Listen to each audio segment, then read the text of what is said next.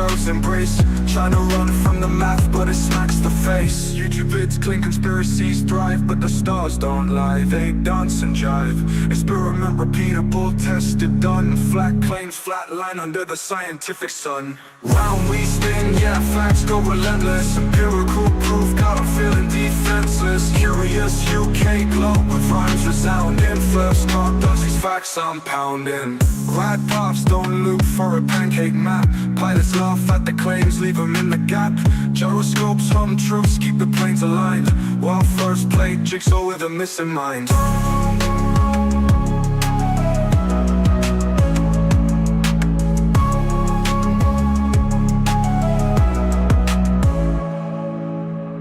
Ride paths don't look for a pancake map. Pilots laugh at the claims, leave them in the gap. Gyroscopes hum truths, keep the planes aligned. While first play jigsaw with a missing mind. Round we spin, yeah, facts go relentless. Empirical proof, got 'em feeling defenseless. Curious UK globe with rhymes resounding. Flerf Derp I, these facts I'm pounding. Flerf Derp I, these facts I'm pounding.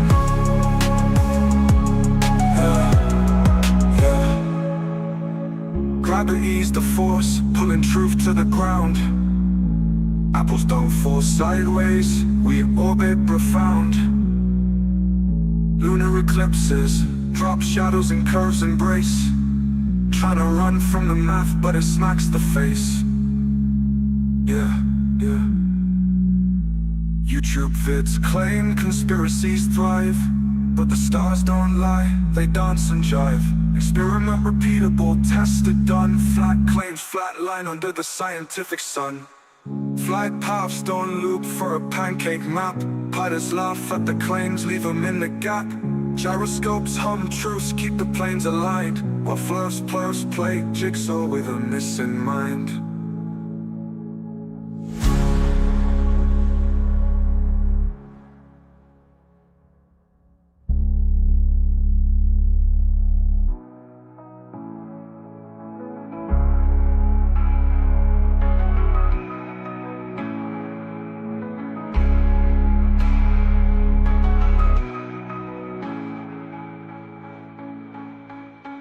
Flight paths don't look for a pancake map. Pilots laugh at the claims, leave them in the gap. Gyroscopes hum truths, keep the planes aligned. While Flerf play jigsaw with a missing mind.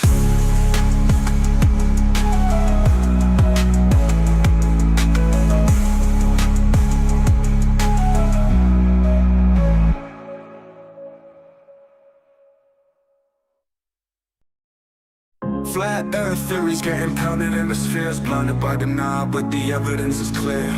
Ships sink hull first, ain't no magic trick. Horizon pulling down, yo, science hit quick. Round we spin, yeah, facts go relentless. Empirical proof, got 'em feeling defenseless. Curious UK globe with rhymes resounding. Flerf Derp I, these facts I'm pounding. Gravity's the force, pulling truth to the ground. Apples don't fall sideways, we orbit profound. Lunar eclipses, drop shadows and curves embrace.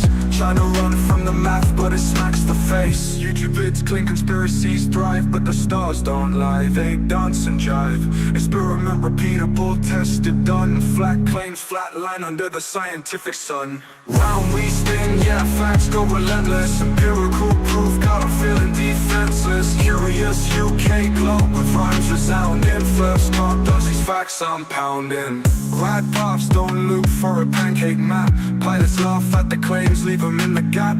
Gyroscopes hum truths, keep the planes aligned. While first play jigsaw with a missing mind.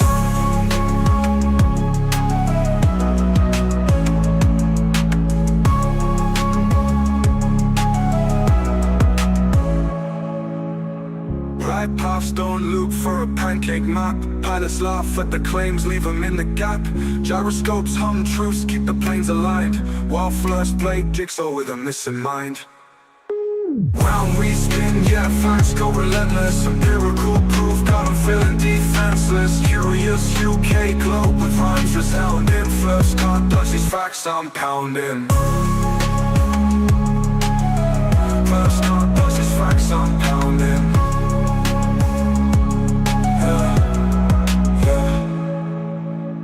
Gravity's the force, pulling truth to the ground. Apples don't fall sideways, we orbit profound. Lunar eclipses, drop shadows and curves embrace. Trying to run from the math, but it smacks the face. Yeah. YouTube vids claim conspiracies thrive, but the stars don't lie, they dance and jive. Experiment repeatable, tested, done. Flat claims flatline under the scientific sun. Flight paths don't loop for a pancake map. Pilots laugh at the claims, leave them in the gap. Gyroscopes hum truths, keep the planes aligned, while Flerf's play jigsaw with a missing mind.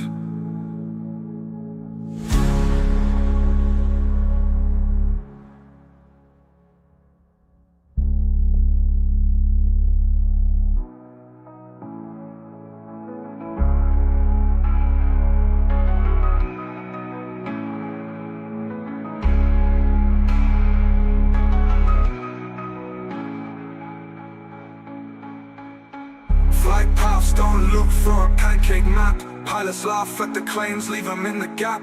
Gyroscopes hum truths, keep the planes aligned, while Flerf's play jigsaw with a missing mind.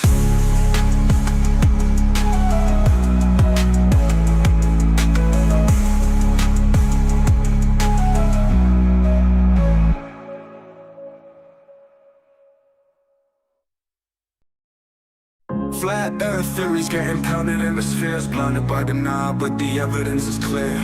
Ships sink hull first, ain't no magic trick. Horizon pulling down, yo, science hit quick. Round we spin, yeah, facts go relentless. Empirical proof, got 'em feeling defenseless. Curious UK globe with rhymes resounding. Flerfs can't dodge these facts I'm pounding. Gravity's the force, pulling truth to the ground. Apples don't fall sideways, we orbit profound. Lunar eclipses, drop shadows and curves embrace. Trying to run from the math, but it smacks the face. YouTube vids clean conspiracies thrive, but the stars don't lie, they dance and jive. Experiment repeatable, tested, done. Flat claims flatline under the scientific sun. Round we spin, yeah, facts go relentless. Empirical proof, got 'em feeling defenseless. Curious UK globe with rhymes resounding. Flerfs can't dodge these facts I'm pounding. Glide paths don't look for a pancake map. Pilots laugh at the claims, leave them in the gap. Gyroscopes hum truths, keep the planes aligned, while Flerf's play jigsaw with a missing mind.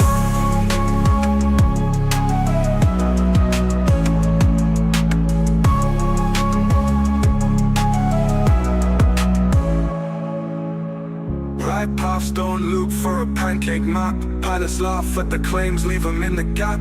Gyroscopes hum truths, keep the planes aligned, while Flerf's play jigsaw with a missing mind. Round we spin, yeah, facts go relentless. Empirical proof, got 'em feeling defenseless. Curious UK globe with rhymes resounding. Flerfs can't dodge these facts I'm pounding. Flerfs can't dodge these facts I'm pounding.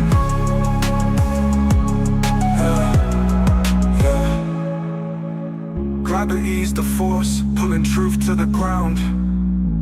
Apples don't fall sideways, we orbit profound. Lunar eclipses, drop shadows and curves embrace. Trying to run from the math, but it smacks the face. Yeah.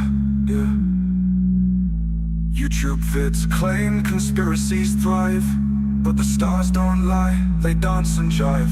Experiment repeatable, tested, done. Flat claims flatline under the scientific sun. Flight paths don't loop for a pancake map. Pilots laugh at the claims, leave them in the gap. Gyroscopes hum truths, keep the planes aligned, while Flerf's play jigsaw with a missing mind.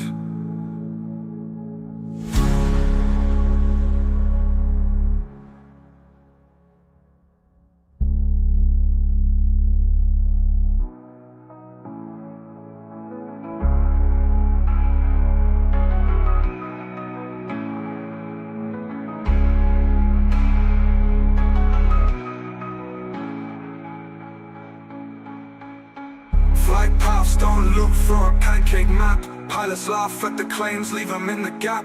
Gyroscopes hum truths, keep the planes aligned, while Flerf's play jigsaw with a missing mind.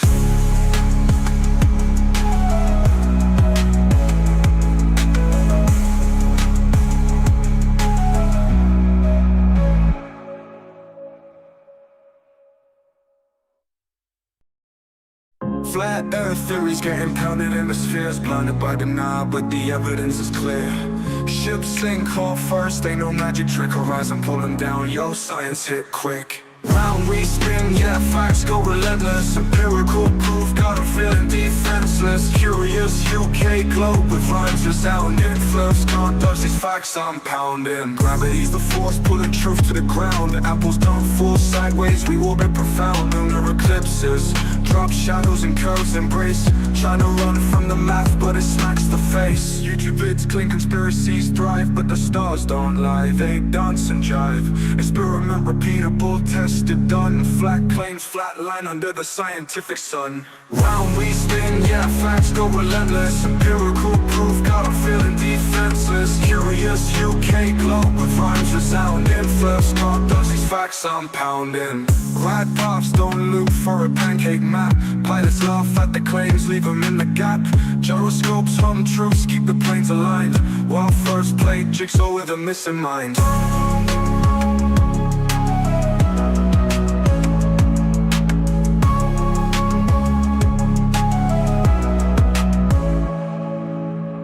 Right paths, don't look for a pancake map. Pilots laugh at the claims, leave them in the gap. Gyroscopes hum truths, keep the planes aligned.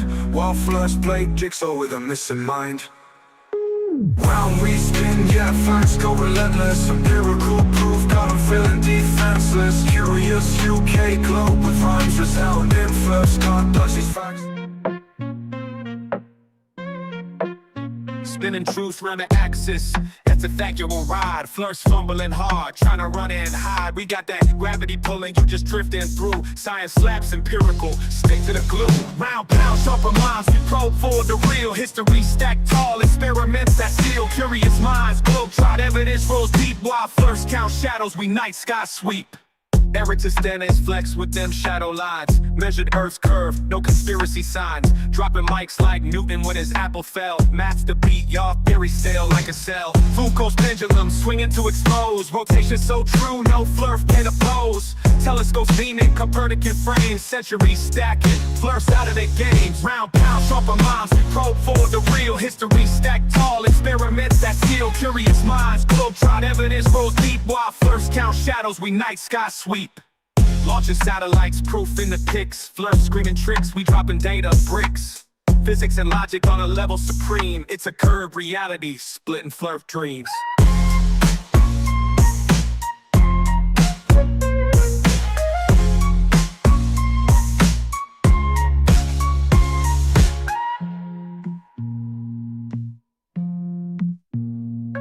Launching satellites, proof in the pics. Flerf screaming tricks, we dropping data bricks. Physics and logic on a level supreme. It's a curved reality, splitting Flerf dreams.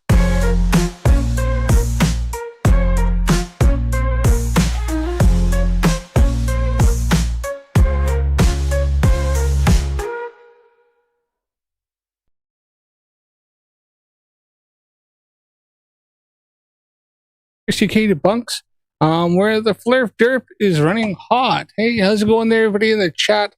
Sorry it took me a little longer to go on there. I know I had a long streaming soon. I was trying to get the live chat to show up on my screen, and because my the app that uses that, the program, I had an update and now it's fucking not working. So I'm gonna have to work on that. So normally I have the live chat showing up along here, and yeah, it's not there. So I don't know what the hell's going on. It's not doing it. It's so. I guess we're just gonna have to get on here. I got tired of fucking around with it, so we're gonna have to move on here with this. But yeah, welcome in everybody. How's it going there? Hey, Jim Daniels, nice to see you. I know you're the first one in there. We're waiting for a while. Steve's Creepy Van, nice to see you there, buddy. Zach Hyde, nice to see you there. Lindsay Both, nice to see you. You know, I was seeing you around. Mikey got shut down in the last call. Yeah, that was quite interesting. I didn't actually plan on covering all that stuff when he made those phone calls. Maybe I should have. I was looking at his last live streams he did. I think it was yesterday when he went to the lake thing. What does it call it? What do they call it? Yeah, Shake the Lake. That was it. And so No, he did two. He actually split live streaming the two. Because I think he had a problem with his new app where it flips the camera and all that. So having issues with it. So, but funny enough, when it loaded up the earlier one last, and then load the other one first. So I don't know what's going on there. I guess he's still working with it, but it's good. At least he's got something. He can stop moaning and bitching. Yeah, the music festival. At least he can stop moaning and bitching about the fact of his camera always being flipped backwards because you can't figure out that that's a normal setting for YouTube using a selfie camera, that it's a mirror image. So, but he's on another one that runs it through there and it puts it the other way, so it's not a mirror image. Kind of like how I'm like this camera here. It's kind of goofy for me. I first got it because I'm holding the right hand out, but it's on the left hand side of the screen because it's not mirror image. It's it changes around. That's why everything's right. But you get used to it after a while. But yeah. Right, so any updates going on? Not really much else going on really with me. Anybody catch that Will Duffy on the final debate? That's quite fun. I caught like the last about half, I think. Got on there, and I seen just after Steve Alonso was just getting off, just got off, and the other ones, which was interesting. That fella there with the talking about the what the hell was it? The VR guys. I wrote down on my phone actually because they actually said they're going to come after all the debunkers and they want to debunk and chat with everybody. The portal, yes. The Pac-Man people, yes. I don't know if you see me as in the chat going waka waka waka waka waka waka waka waka. So I like that's the noise that their world makes is waka waka waka waka. I thought it's SSVR, but I think it's Supernatural friggin' was it SBVR, that's the one, yes. Supernatural something virtual reality, isn't it? Waka waka waka, exactly. The waka waka people. So I was like, they're like, we're coming after all of you, we'll debate any of you. So I'm like, dude, really? I mean, okay, if you want to have fun. I mean, they apparently been running and hiding from MC Toon for ages, as well as Craig from FTFE. But hey, we're looking. That's it. Supernatural biblical virtual reality world. That's it. That's the one. Thank you, Jim Daniels. So yes, that's it. So I had them as SSVR. I couldn't quite see the background that the fella had. What's his name? I had on here, Ronnie. But that was it. So yeah, that was quite interesting. They seem to be on the. It's almost like the whole ones where like Dell and his crew came in and they're having a go at a Mike from Drunk Debunk Show. It kind of like they kind of did this same sort of thing, Will Duffy, where they came on and they're like all going on there, go, yeah, we got it all right, yeah. And Peterson mentioned several times the Bible. Oh yeah, of course, yeah. Silicon chips, virtual reality, Oculus. What?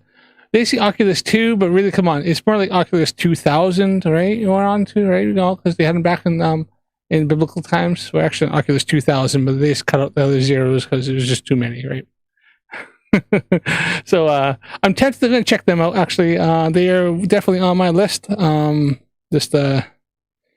am learning. I got a list here going of different flat earthers to check out. So, oh yes, actually, there is something I want to show you.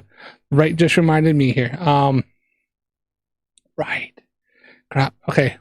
I don't know if anyone remembers that. I had that debate with Matthew Hakeem while back on Mikey's channel, and Matthew had mentioned that he was going to be debating Destiny. Well, I've been looking because I was like, really? Because I've watched Destiny a few times. I don't agree with everything Destiny says. I think he's a bit of a simp sometimes, but he is far more intelligent than Matthew Hakeem. I mean, fucking far more intelligent. I didn't even write that. I did write that down. Yes, okay. So that's what first thing I'm going to check out. It's only a short segment because it wasn't Matthew Hakeem versus Destiny 1-on-1. It was Matthew Hakeem with 4 other people versus Destiny, because it's not like Matthew Hakeem could actually hold a conversation or debate Destiny 1-on-1. Destiny would absolutely steamroll him, like would just destroy him. But it's not even Flat Earth he's talking about. So yeah, that's actually the first thing we're going to check out, because it's going to be fun. Hey, it's going to Real Cygnus. That's going. So we're going to check out this one real quick. It's only a quick one. And let me get the screen up. I didn't actually capture up screen. Let me get here. Oh, where is it? That's the one. All right. Now, this was on Modern Day Debates, and it's like a 40-minute video, and it's it's Destiny versus 5 Trump supporters, right? Trump tariffs, a disaster. So we're going to check this out now. There's several people come up, right? So you have this fella here who gets he's not the sharpest tool in the shit. In fact, they followed Trump supporters, and I don't know if they're trolling a bit because they seem to have found the 5 most dumbest Trump supporters I could ever find. Like they just like this pick up and find like, you look stupid, you sound stupid, you sound stupid. Yeah, they say support Trump, get in the studio, right? Like what the fuck? They just like just pick the dumbest ones. Right? There's all these guys. Oh no, I should say this. One guy sounds kind of intelligent and has some good points, and the very last guy seemed to have it. But the other 3, like Matthew Keem, this guy, another fella, freaking dumb as the back of a sack of hammers. I mean, just really stupid. It's ridiculous. I live in EK. I don't give a shit about if Trump's in power or not. I do think he's better than Biden, but then I think Biden has medical issues and he really shouldn't have been in power, but he was being coerced. But that's my own opinion. Right. So Matthew Keem shows up about 20 minutes in.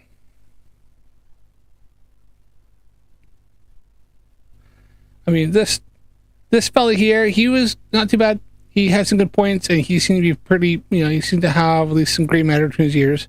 But where's Keem? Keem shows up. I got it written down here. I had this 20 minutes, but it's a little past 20 minutes, isn't it? Right, so here's Matthew Keem. I just wanted to show this because I thought this is quite funny. Hakeem showing up in this video here, and just to see his points, just to see him debating something that's not flat Earth, and you come to realize just how stupid he is, irregardless. So we're gonna play it from here. It's only about 10 minutes. So, okay. Well, hello, Stevens. Nice to meet you. We're talking about Trump's tariffs today, and you've expressed that you don't think they're that great or what he's done. And I want to say catastrophic, but yeah. I want to say he's done really good, and I'll tell you why. I think he should even raise the tariffs more, not just on the other countries on the earth, but especially the people that... Now, get on here. I don't think Matthew Keem knows what tariffs are and kind of how they are paid. But let's continue on. That are going to be our enemies for the next world war that's coming up, which has already started.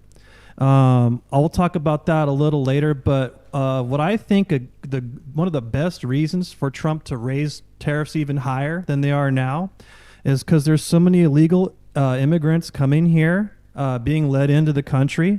And of course, they're having babies, right? And those babies need to be fed. So I don't see what tariffs have anything to do with immigration. Immigration and financial tariffs, like, trade deals. Immigration, trade deals. How's it going, Dan? Nice to see you there, buddy.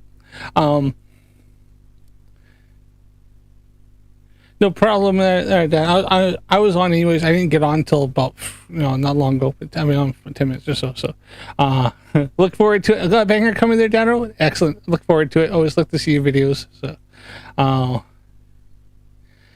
sure it is. So, Matthew Keem is putting tariffs. He thinks tariffs should go up because of unfiltered immigration. And I don't think those two quite go together, right? So, babies need to be fed. Is his claim. I would like to see the evidence define fed. Also,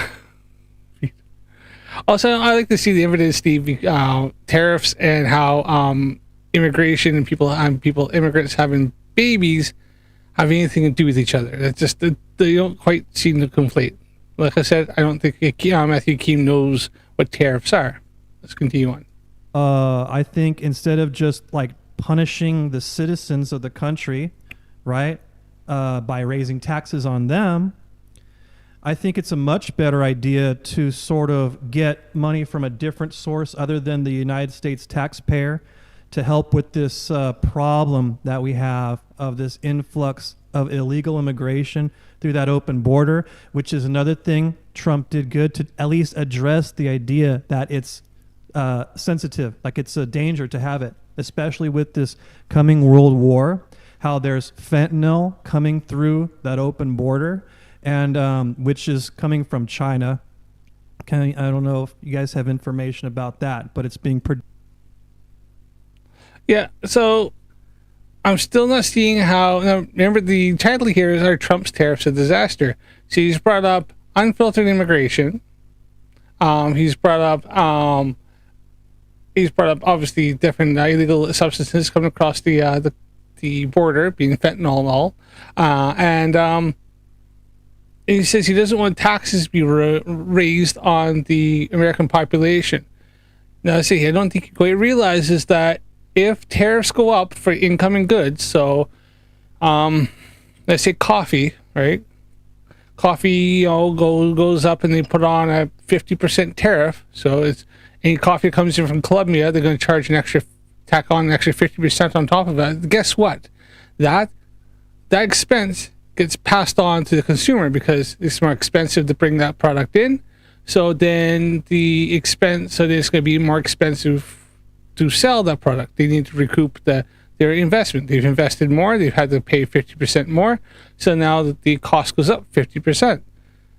That's how. So the consumer still, in the end, ends up paying for that extra cost, right? The companies aren't going to pay it, and they're like, okay, we're going to guess we're taking the loss. So we're going to pay 50% off. Well, I guess we're going to have to pay more and make less money. It's not how it works. The big companies are going to go, oh, this costs us more to bring it in, then the price has to go up. We're still going to make our profit margin. Yes, poor consumer is going to have to pay more. It's all about the whole, like, how they say, like, supply and demand. And the cost of supply goes up.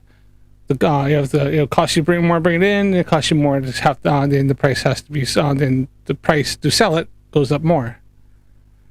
So it's kind of crazy that it's a very simple thing. This is stuff I learned in grade 9, right, in economics class. Produced in China, and it's coming north of the border through Mexico with the cartels. Now, if they're doing that, and since we haven't gotten to a hot war with them yet, the best thing to do is get as much money as we can through tariffs, which would be legal and not so much aggressive in the sense of like a hot war. And I think Trump is doing a great job what he's doing with what his opposition is. And just for basically those two reasons, which kind of connect, that yes, there's a huge problem with illegal immigration. And let's give Steven a chance. Okay. Oh yeah, okay, so I guess That was awesome. They eventually had to tell Matthew Keaton to shut up because he's literally sat in monologue for nearly half the time. Like, fucking hell. And he speaks so slow that you only actually got out 3 sentences. just on one of these, when we say tariff, are we still under the impression that the other country pays the tariff and not the American consumer? I think the people have lied about that for so long that people are just starting to become aware of it, and I think people probably lie too. Well, so like, what do you think like tariffs are collected from? Yes, Lindsay, is exactly it. You got it spot on. Matthew Keane thinks that tariffs are paid by other countries. He thinks that the other countries have to pay the tariff to bring stuff in. He doesn't realize that the tariffs are applied on the incoming goods. So for China to sell, I don't know, let's say washing machines to the States, if they put on like a 100% tariff on there, if the washing machine costs $50 to bring it in, then there's a 100% tariff on there. That washing machine now is going to cost $100 to be shipped in. So it's the person bringing it in the import company has to pay the tariffs. They pay the tariffs. Then because they got to pay, it's not $100 to bring a washing machine on, they sell it on to the, I don't know, maybe the store or the supply company bring it in. They sell it on to the retailer, and they got to make their price. So maybe they would have sold it to the retailer for $100 back in the day and made $50 profit. Now they got to sell it to the retailer for $150.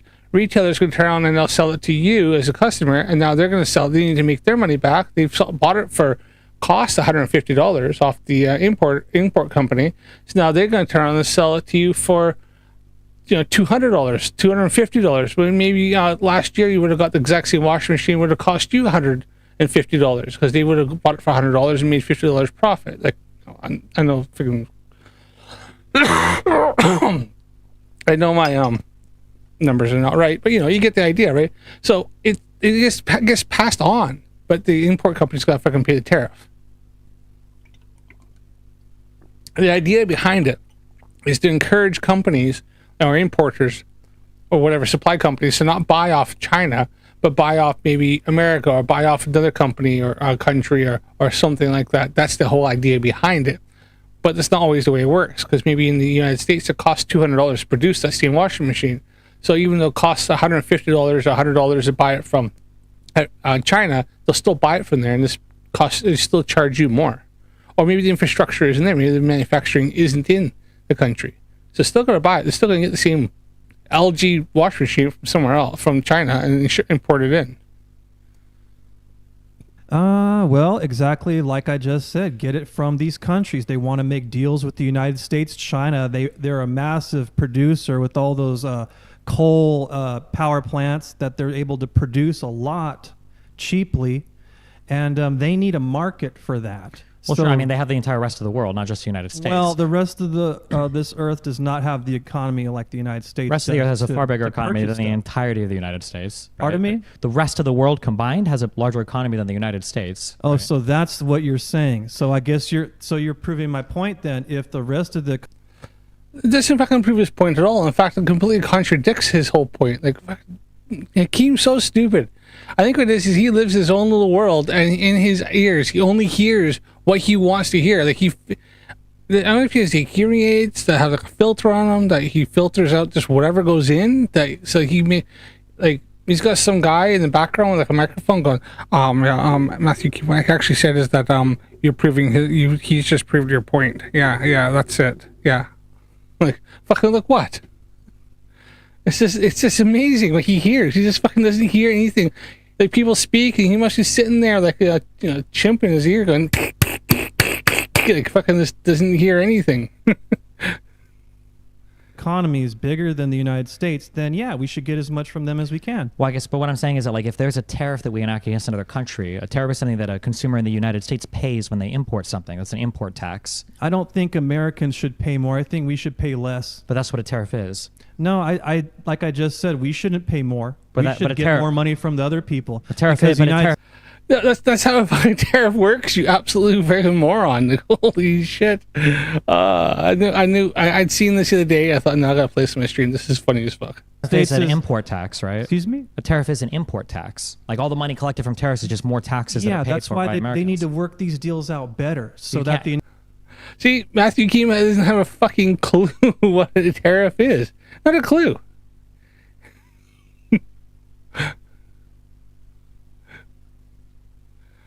Jim Daniels is like, he hits the bong to close to the showtime. Too close to the showtime.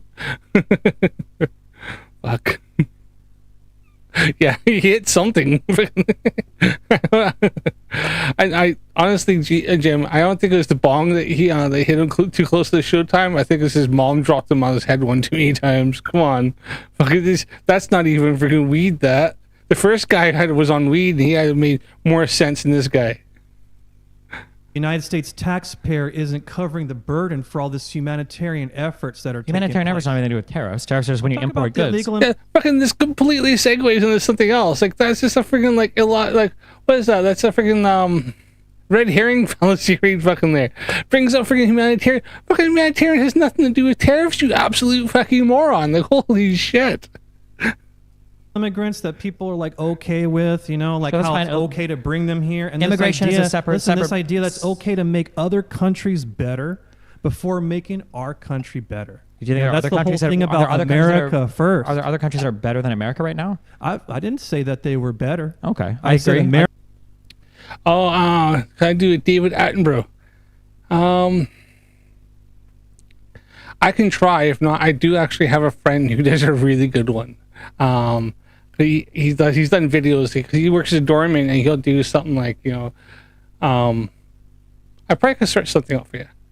I think if I put my mind to it, I could probably do, like, you know, I could write something out and get it. So especially he does stuff like that. So I think I have a friend that can give me a hand, write out a script. So send me a message. We'll talk on Discord there. I don't know, but I think I can do something.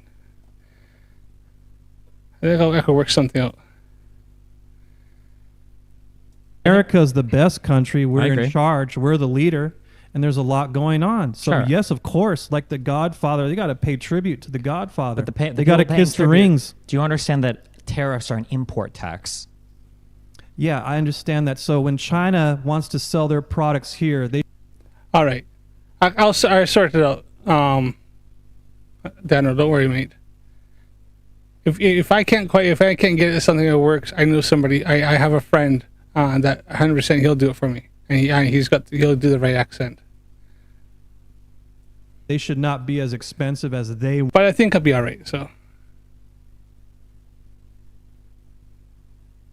the test. Fire fireworks is just over an hour on Astronomy Live. Dunning-Kruger National Park is the next parody. LL. It needs David Attenborough type shit. All right, I'll do it for you. I'll sort you out, mate. Want it. It should be as inexpensive as we want But it to tariffs are be. going to make it more expensive. Excuse me? Tariff. Hold on, let's It go should back be- here a bit. When China wants to sell their products here, they should not be as expensive as they want it. It should be as inexpensive as we want But it to tariffs are be. going to make it more expensive. Excuse me? Tariff will make it more expensive. That's an assumption. Well, no, that's a factual reality. Fucking hell. that's an assumption. No, that's a fucking factual reality. Matthew, that's how fucking tariffs work. You absolute fucking muppet. Well, If they it's, sell once something for again, it's 100 an assumption that you're thinking if we do this, it'll go one way. I'm saying no. Americans should pay less. The taxpayers should pay less. The tariffs that we charge, say, China to do business here, any country, India, Italy, anything, Iran. Yeah, they got to pay more. You know, they want to If do it business comes here. out in a year or two that we're paying more for things as a result of tariffs, would that make you change your mind on tariffs? I still think that Americans should pay less and other countries should pay more. So, with Like, Matthew Keane's got such a delusional freaking outlook on this. It's just unbelievable. I mean, the first part is a problem is that Matthew doesn't understand what the fuck he's talking about, like he ever does. Cheers, everybody. Coffee made flat earth tears. And some Matthew Keane's after obviously getting roasted by freaking Destiny in this thing. they've discussed earlier how the numbers can be fudged, and you know there's that famous book How to Lie with Numbers. So the specific numbers people could lie about. You know, Yeah, I've but you'll see it debated at the plenty store. of I mean, Globers. I know that people There are people now that are lie looking with at their numbers, right? at the stuff that they're paying for, and it is starting to go up. There are people that are having to put 10, 50% additional charges to cover so the tariffs. That's one way to motivate the American manufacturing to increase. Like, so if you're saying China, they want to charge us more for their products, well, you know what? Maybe we shouldn't be importing their products, and it should say made in USA instead of made in China. Sure, but the made in USA stuff is going to cost more money. Well, that'll be jobs for Americans, right? the expense for all of the consumers, that's right? taxable income that will stay in the country. At the expense of the entire American economy, right? We're going to have to pay more for everything. So what do you think is the bad thing, that people get higher wages? You think that's a bad thing, that people are going to get higher wages because it's not going to be made in China anymore? I don't think the higher wages are going to matter when everything else is more expensive than You your don't wages think the have grown. higher wage is going to matter? Not when everything else becomes more expensive. No, That's why it needs to be made in America. it's going to be more expensive. This turned my phone off. See, here's where Matthew Keane's completely having a disconnect. Is he doesn't realize there'd be higher wages in the States, right? United States citizens want higher wages. It costs more for the equipment. It costs more for the facilities, stuff like that. So it's going to cost more to manufacture these items he wants, like the washing machine I mentioned. So if you want to manufacture that washing machine there, all the costs are going to be higher. The workforce is going to cost a lot more. So then the price for that washing machine is going to be extortionately high. Nobody is going to buy that. This is why a lot of companies do like they sublet out to other companies. They see China, India, Mexico, other places where the building costs like the shipping, the manufacturing costs lower. Like it's cheaper to have the building, cheaper to have the land, cheaper the workforce works for much less money in comparison to the United States.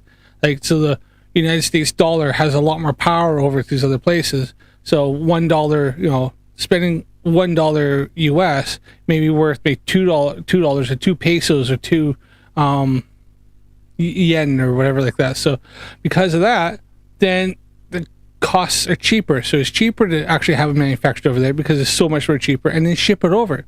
If they could do it for comparable cheaper prices in the United States and take out all the shipping costs and all the logistics, companies would do that, but they can't because it's not financially viable. I used to work for Hyundai in Canada way back in the days of mechanic. We had a lot of our vehicles were built in either the southern states or in Mexico, depending on which one, depending on like which model, because certain models were made certain places. They did that because the costs were cheaper. You know, so and then they ship them from way down there, ship them all the way up to Canada and sell them there, because it was still financially viable to do that than to just build them in like over in like Ontario, Toronto, where there is automotive manufacturing facilities. There is the infrastructure's there, but it was too expensive. So they just went, no, we're not going to do it there. We're going to do it down here, and then we'll ship it up. It's freaking. It's all this economic stuff that it goes into a lot of different shit that flat earthers just fucking, especially Matthew Keane, just cannot comprehend this shit.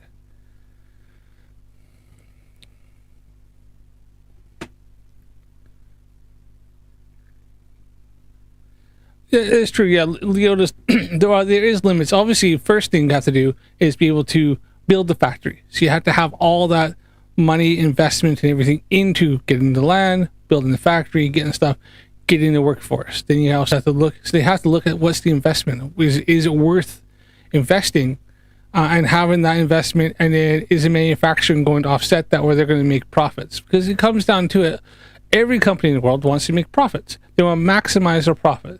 And what they're going to do is try to find the cheapest place, the most efficient, cheapest place to be able to get the products made, or to get them from, to turn around and sell them to make a profit. That's the ideal. That's the whole point. Everybody who starts a company, that's what they want to do. They want to make as much money as they can and be successful. So it's, you know, putting these tariffs on things, they're not going to change where they're getting them from. They're just going to pass the costs on to the consumer, because they're not going to take a loss, or not a massive loss, maybe a tiny loss, but they're going to try to limit those losses. I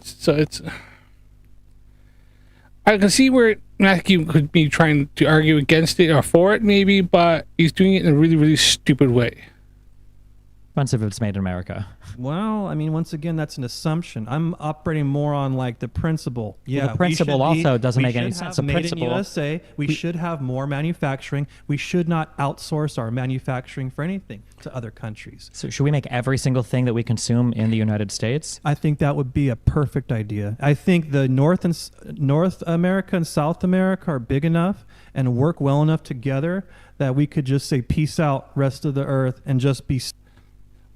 I am pretty sure, correct me if I'm wrong, that Trump put tariffs on imports from South America, like from Brazil, from Puerto Rico, from Mexico. I'm pretty sure there's tariffs on that too. So he's saying we should just make everything in America, North and South America.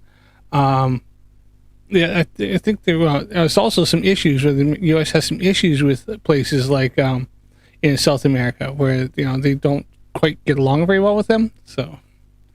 That's, yeah, as Lindsay said, what an idiot. Yeah. Solid North and South America. So what part of our economy we take workers from to start manufacturing fabrics and textiles? That's a great idea. You're saying where are the workers going to come from? Yeah. All these people that are just hanging out no job, getting unemployment, everything. You know, every city you see people just hanging out. Give them a job. But some of those things that Destiny mentioned are skilled laborers jobs. You have to have like training and skill in those jobs, like textiles and in different manufacturing, maybe steel work, maybe different things that do with like this basic stuff. There it's skilled labor. And see, places like China and stuff, they have all the infrastructure and stuff there and the skilled labor force that can do it for a fraction of a cost that can be done in the US. Even if they did have that, the US, China, Mexico, India, places like that could undercut the costs by so much it just wouldn't be financially viable. So I could go to Dave's Textiles over here.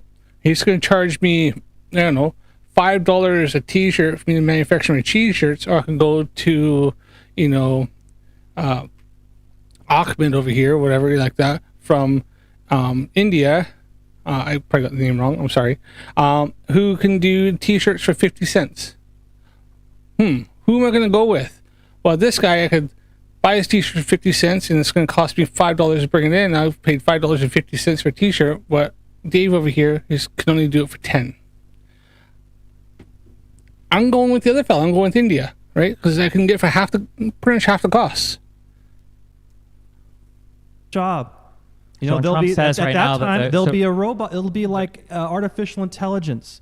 You know, it'll be like computers and robotics. And yes, people will be able to get simple jobs. And so, yeah, to answer your question. Simple jobs.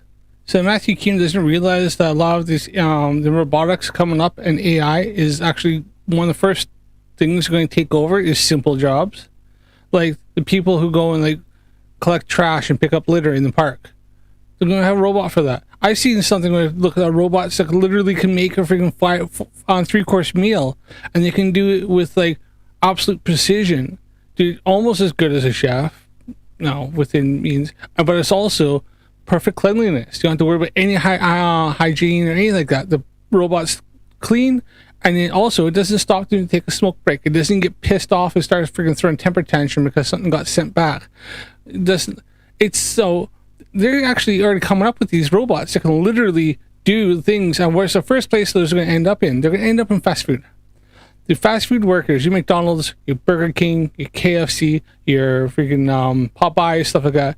Those are some of the first jobs going to go because the massive companies are going to be able to afford these robots, and they're going to look and say, we can have these things that can do all these jobs that all these kids can do. They can do it faster, more precision, never screw up an order. You can go to McDonald's, order everything you want, is in your bag, and you can just go home and not to sit there and check it. I was at McDonald's the other day, and they forgot a freaking whole entire burger I ordered.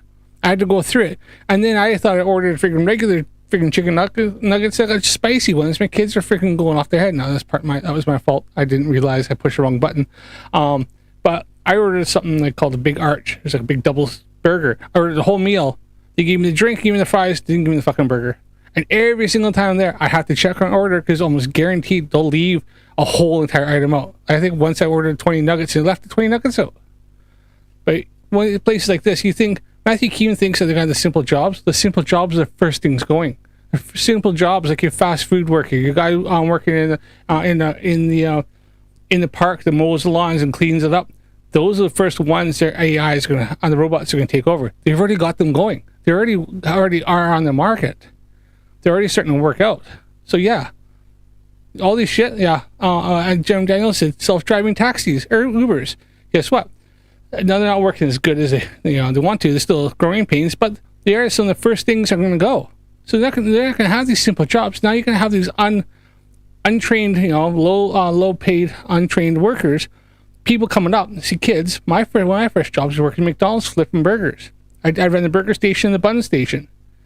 Just to get, and then I went on to KFC because KFC paid $1.10 more and was closer to my house, and I didn't have to do as much crap. And well, say that I had to cook the chicken and do the mainly, but other stuff like I did all the main chicken stuff, but it was all done like that. And then I had to clean the kitchen. I kind of ran part of the kitchen, but it was a lot easier. It was a lot slower pace. So that's why I did that. And I went from that. I went to doing pizza delivery. I delivered pizza for 2.5 years because I made more money doing that. I didn't have as much time off, but I had more money doing that. So it was cash in hand. So, but yeah, I had built my way up, and through school, I trained as part of my training was become a mechanic. Because I went to a special high school that I got trained in doing that. But it's here and there. But this is stuff that people first get their hands into the workforce, working in like the very basic low skill jobs, doing stuff like that. But if you think so those jobs are going to still be around, no, they're not going to be around, right? They're some of the first ones going.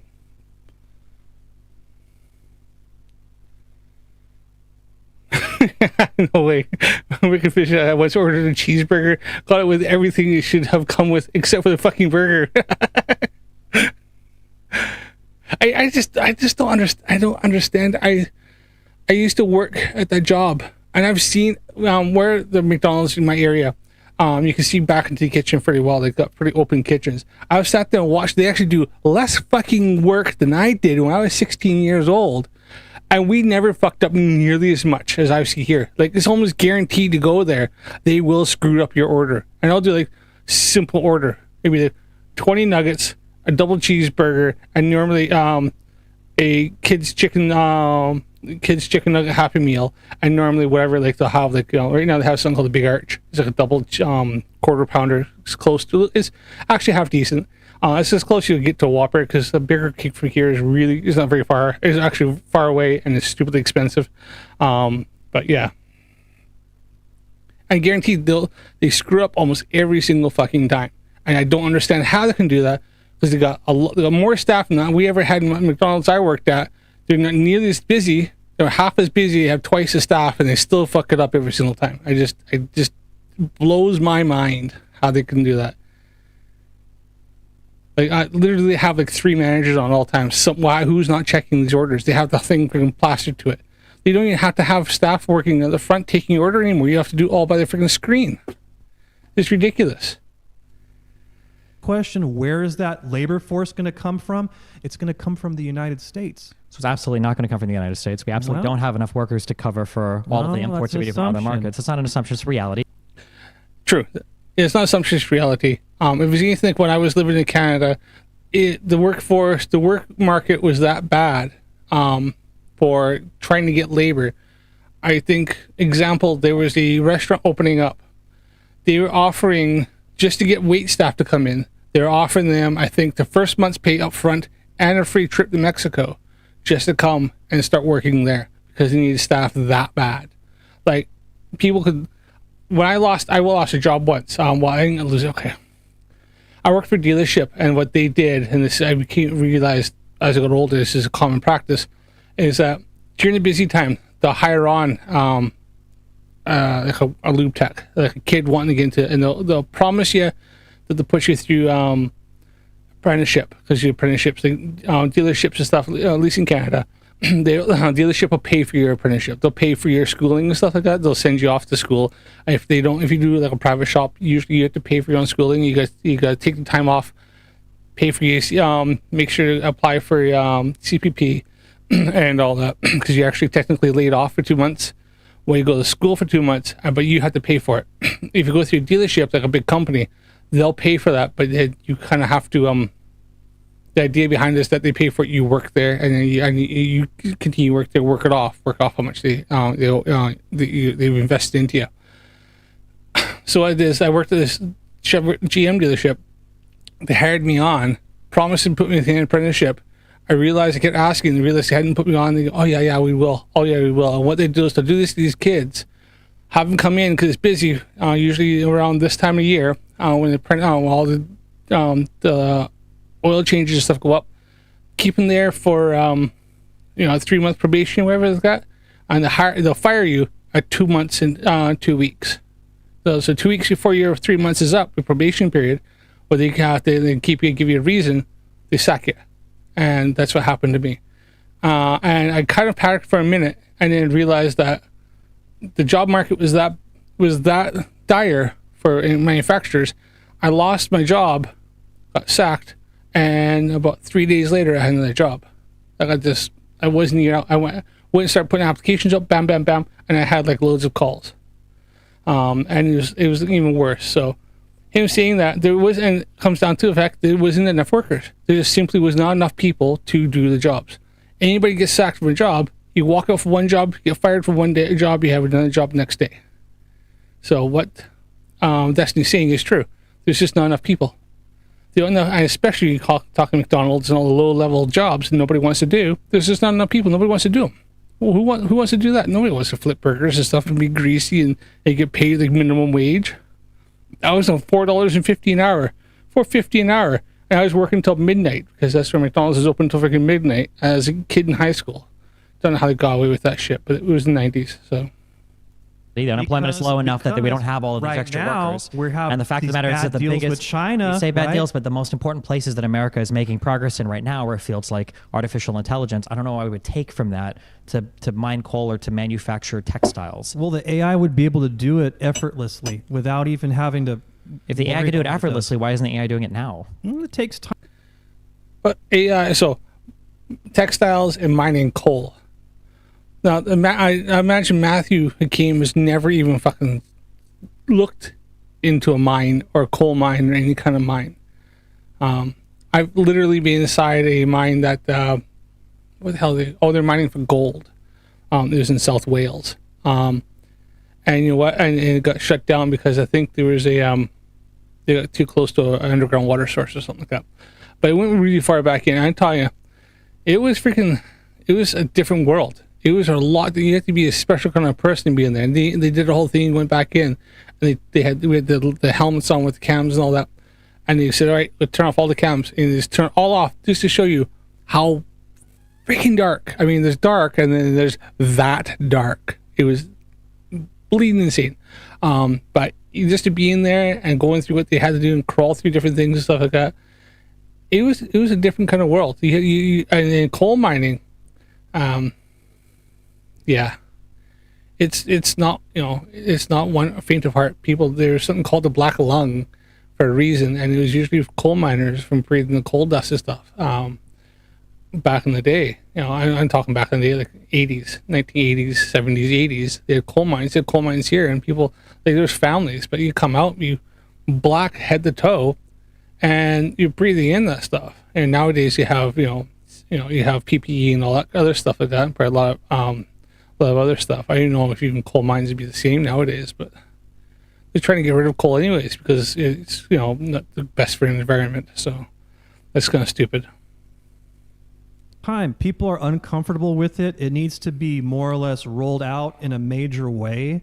And I do think one thing about that, people need to become more comfortable with AI. So wouldn't it be better to roll that out then by having people continue to focus on that research and then just import cheap stuff from other countries until we figure out how to AI it? I think the best way to be to just start American manufacturing utilizing artificial intelligence and advanced robotics as soon as possible. Sure. And get Americans trained in how to write code, how to interact, and every menial job. It won't even be like a human making like the specific logistical decisions. Yeah, I don't disagree with that, but then I feel like it would make sense to just import the stuff from other countries and let them deal with the manufacturing while we do the research and innovation and AI. I could agree with you to a certain extent as long as Americans pay less and other countries pay more. Sure, the way that we pay less is by importing it. That's why we import it, because it's cheaper. Well, that's the immediate present. Yeah, that's why I'm saying they can make the changes now to increase how much more we get from other countries with these bad deals that are taking place, and make better deals so that the American taxpayer pays less, not more. I don't think you can just make a deal to pay less. Unless when people start throwing out tariffs, that's why we have President Trump, right? Yeah, guys? and nothing That's is. why we have President Trump. Yeah, but he hasn't made anything cheaper yet. Well, in a way, you're right, because the prices they have just been steadily going up through every presidency that I've seen in my life. But that's the point. I voted for Trump. 3 times? He won 3 times. Fucking 3 times. So he denies the freaking was it 2020 election? He's one of those. Is he? All right. Still waiting on the evidence if Trump actually won or not. I mean, you can make claims, but that's what Keem does. As for the whole thing of like making things cheaper, tariffs are not going to make things cheaper. It's plain and fucking simple. Now maybe he's putting tariffs on, you know, trying to force other companies because then they'll. I don't know. It still baffles me why he's putting his tariffs on. All I can think of is you know, Trump's businessman. He's been in business for a very, very long time. Maybe he has something up his sleeve. Maybe he has an idea. I don't know. But it's just, I don't worry too much about what he's doing. You know, he had tariffs with UK, but I think we kind of made some sort of deal with him in some sort of way. As in, I think that our prime minister kind of folded to give me everything he wanted, but because that's freaking Keir Starmer. He's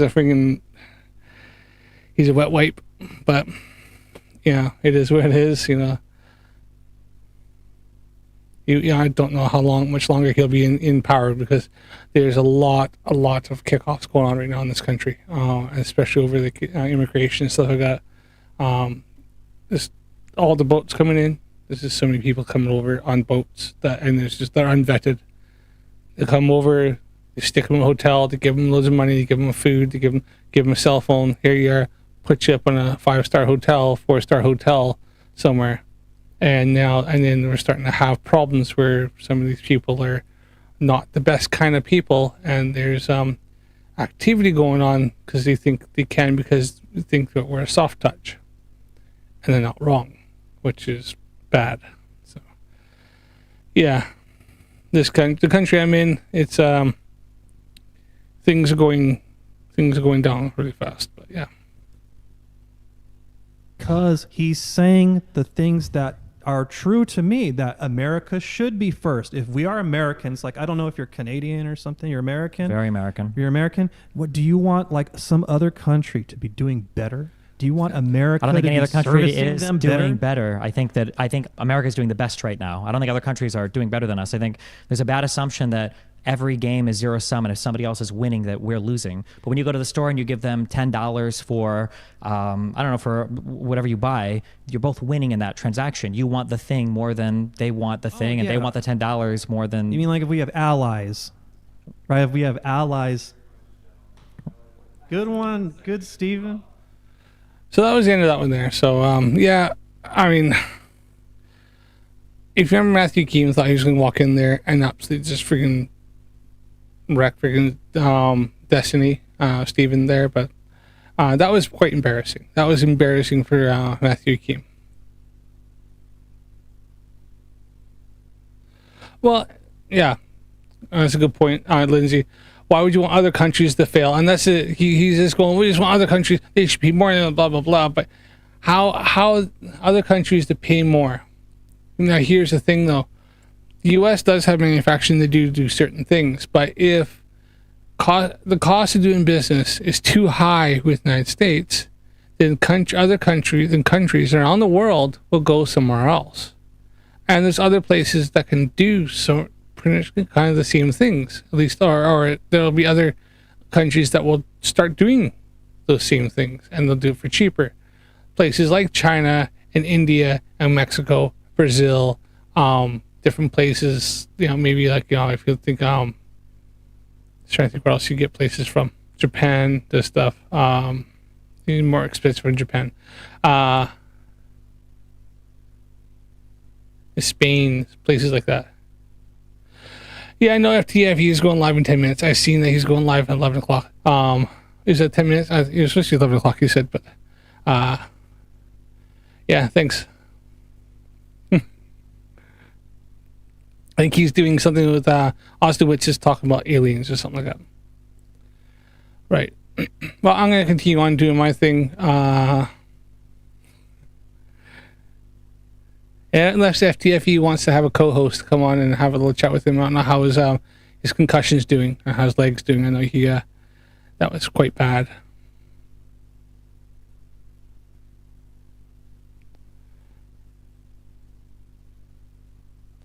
Right, okay. Let's go on Mikey Smith's channel here. There's a couple things. I have notes on this, so we're not gonna watch the whole thing.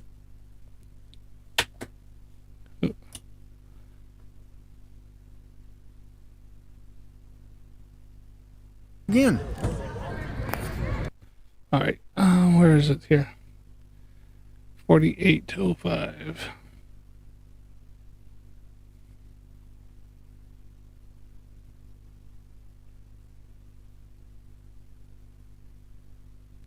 Come on.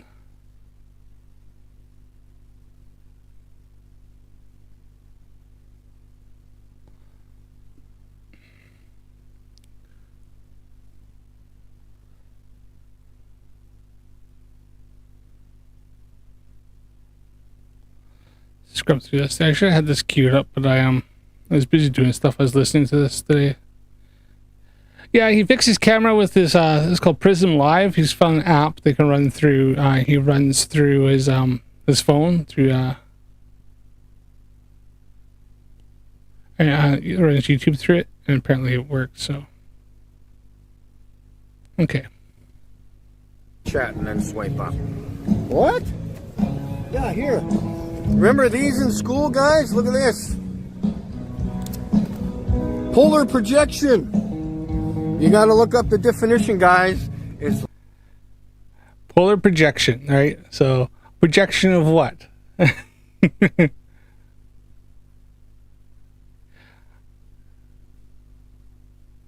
right, see, Leotis, nice to have you in here, buddy. Nice for having a little chat there.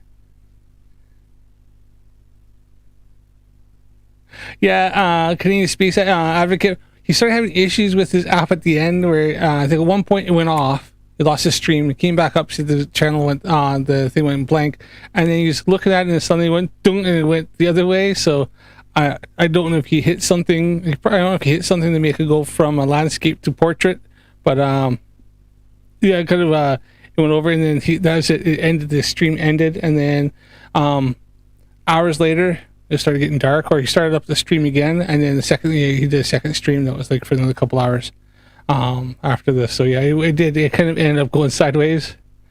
At one point it went off. You see him talking, and suddenly you see him, boom, he's inside the car trying to sort it out. So he had some sort of issue going on with it. So I think he's still trying to figure out his app. laid out on a flat plane, bitches. We were taught that in school. Are you kidding me? Where's my phone?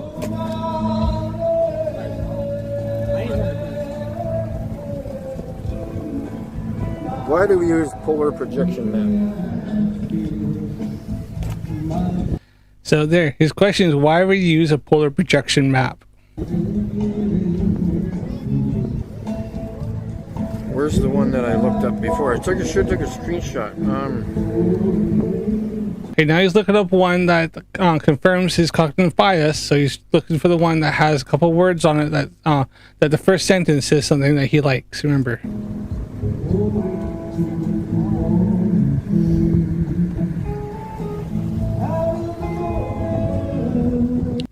All right, sorry. I'm breaking it up here a little bit because I don't want to get copyright claimed, because I'm pretty sure he was at this the whole time going away, and there's like all the music and stuff you can hear quite clearly playing in the background, and because the page is flat, exactly, and I just don't want to get copyright claimed. Like his is probably copyright claimed. I can't see why I wouldn't, because it had like full songs that were playing in the background.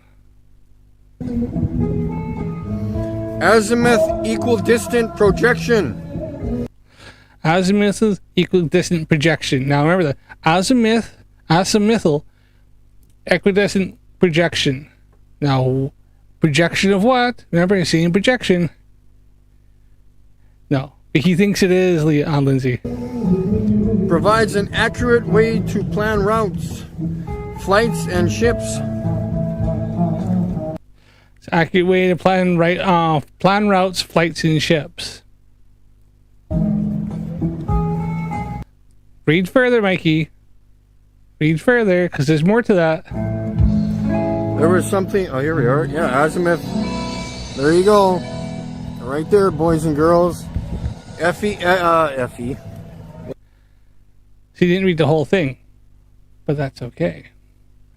Because, well, as you know, Flerfs don't like to do that sort of stuff, but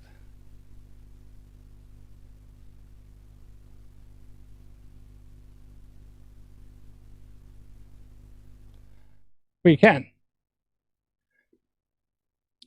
So there you are. Azimuthal equidistant projection is a type of map projection that preserves both distance and direction from a central point. This means that all points on the map are proportionally correct distance from the center of the azimuth direction. From the center is also accurate. It is commonly used in various applications, including radio and seismic mapping, where accurate distance measurements from the central point are essential. So, as you said here, azimuth projection is useful properties for all points in the map. What he doesn't realize is that it only works from the center point of the projection. So wherever is being projected, anywhere on there. So if we're going to talk this thing here, it's only accurate from this point going up, from this point going out. It has to be from the North Pole going out. It's the only way you can plot. You can't plot if you try to say, I'm going to use over here, I'm going to fly from North Africa, and I want to fly to, North and South America here. I want to fly to Johannesburg here. It will not be accurate. Here's another one, azimuthal equidistant projection. Well, hold on. This is different in the flat Earth map. It's only accurate from this point here, in Africa, and going up north, or going south, or going east or west. It's the only way. There's another one here. I don't even know if that's even azimuthal. I suppose it is, just a different kind of shape.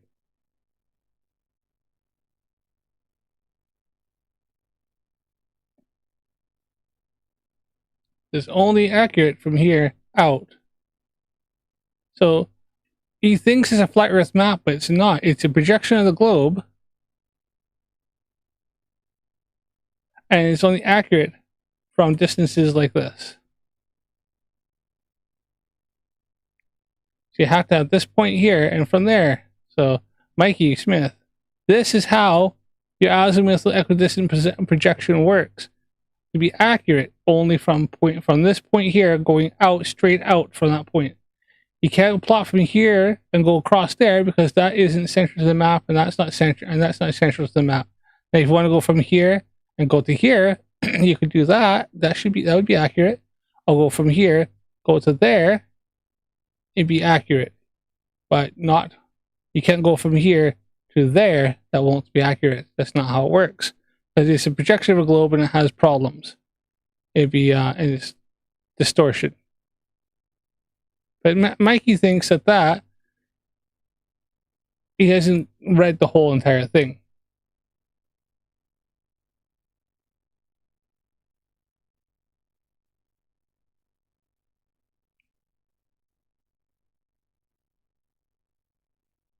And I think even at one point here, we don't put the this equidistant projection.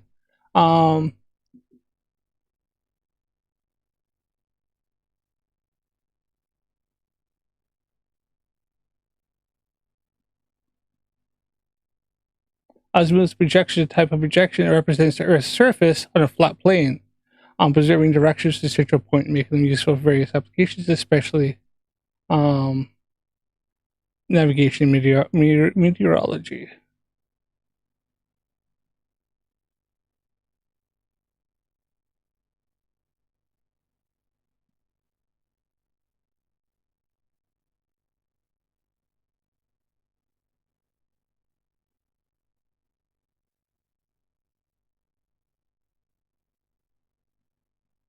I obviously didn't read the whole point where it talks about distortion increases as one moves away from the center point, which can misrepresent areas and distances at greater latitudes.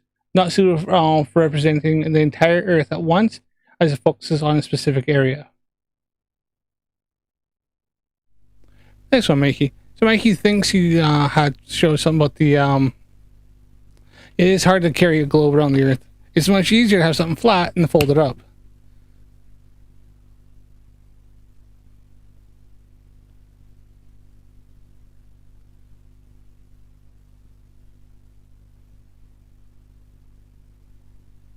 Those are Lindsay's like those are live bands though. No copyrights on that. Oh, is that okay? I didn't know. I asked the question, Lindsay. I wasn't sure. I know it is live bands. I thought because it's being played on the internet, then would it not be a copyright? But okay. What's the fucking United Nations?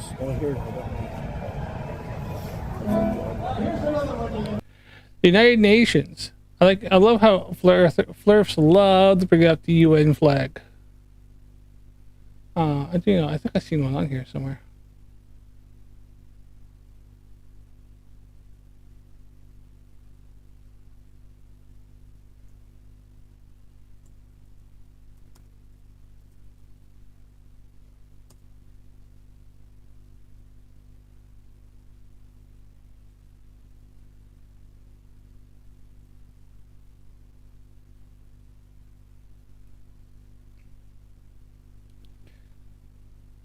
Obviously, Flerfs don't read the actual anything about the United Nations flag. They just assume what's been told of them. Like the fact is that the flag is a sky blue banner containing the United Nations emblem in the center.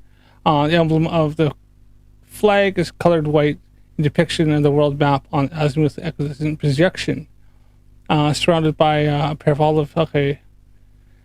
Design was it the flag? Out of the way.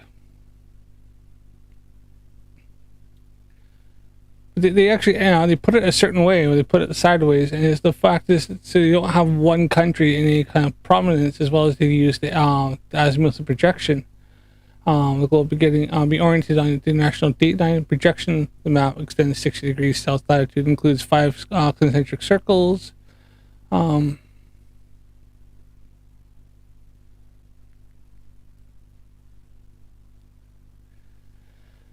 So one of the signals that could be made into a pin to identify delegates. The United States Secretary of State Edward Sitton Jr. was chairperson of the U.S. delegation and realized that a temporary design might become a permanent symbol of the United States. He formed a committee head over Oliver Lindisk and developed a design consisting of a world map surrounded by leaves from a design created by Daniel McLaughlin. McLaughlin had previously worked on chief graphics of the Office of Strategic Services. It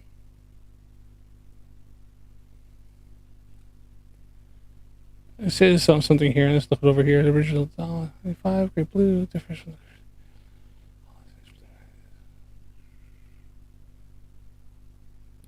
so globe uses original design was azimuth projection focused on the North Pole, United States, and on host nations of the conference at the center. The projection that used cut off portions of the southern hemisphere below 40 degrees south latitude because that is where the Rand McNally map used as a model cutoff, and designers did not have the time to find another map. This was considered acceptable because Argentina, Chile, and New Zealand were not yet planned to be the members of the United Nations. The projection was later altered so that the globe was centered on the international date line and extended 60 degrees south, according to official explanations. The change was made to represent countries as far as possible in the proper relationship to the cardinal points, and so that these were in balance.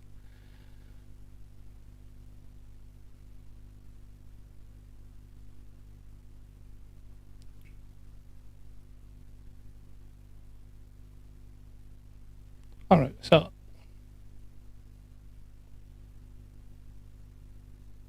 but it's not because the Earth is flat they use that. Is what I'm trying to get at.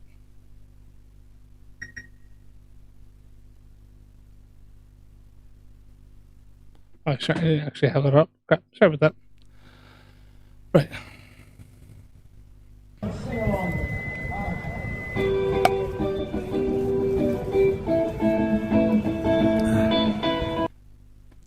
All right, now that was pretty much all really I found on this. Mainly, most of this this stream here, hour and 20 minutes, was boring as fuck. There really wasn't much went on. Him just kind of driving around, yapping, and yeah, there's not really much that went on in this one. Now the second one though, he was out later, so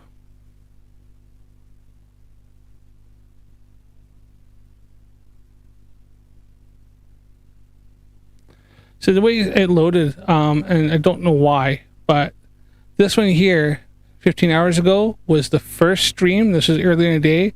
This one here is same day, but later on.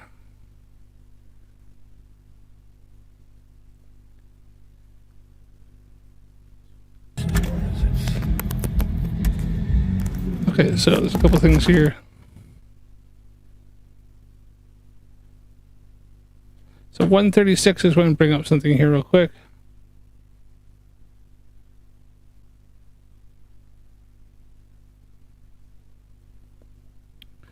Stream, I was only at 30%.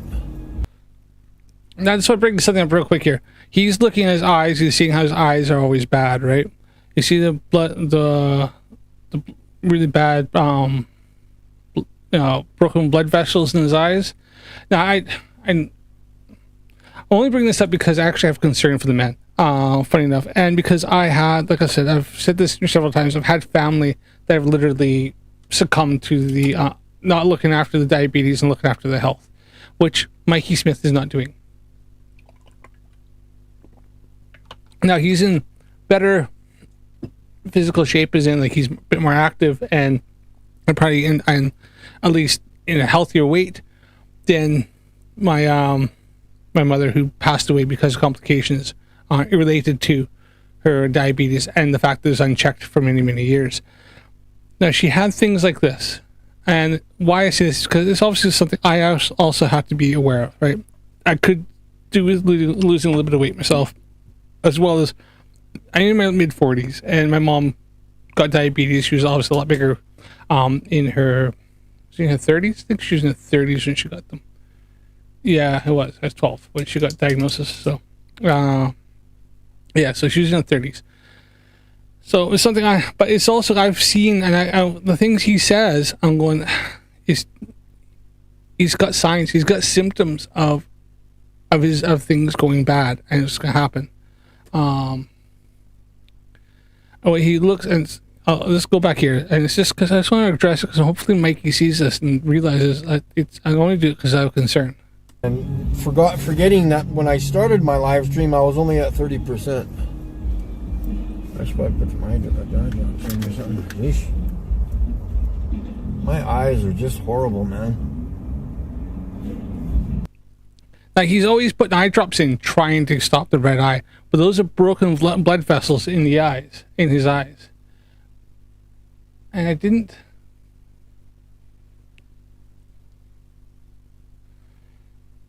Let's see if we can bring it up here.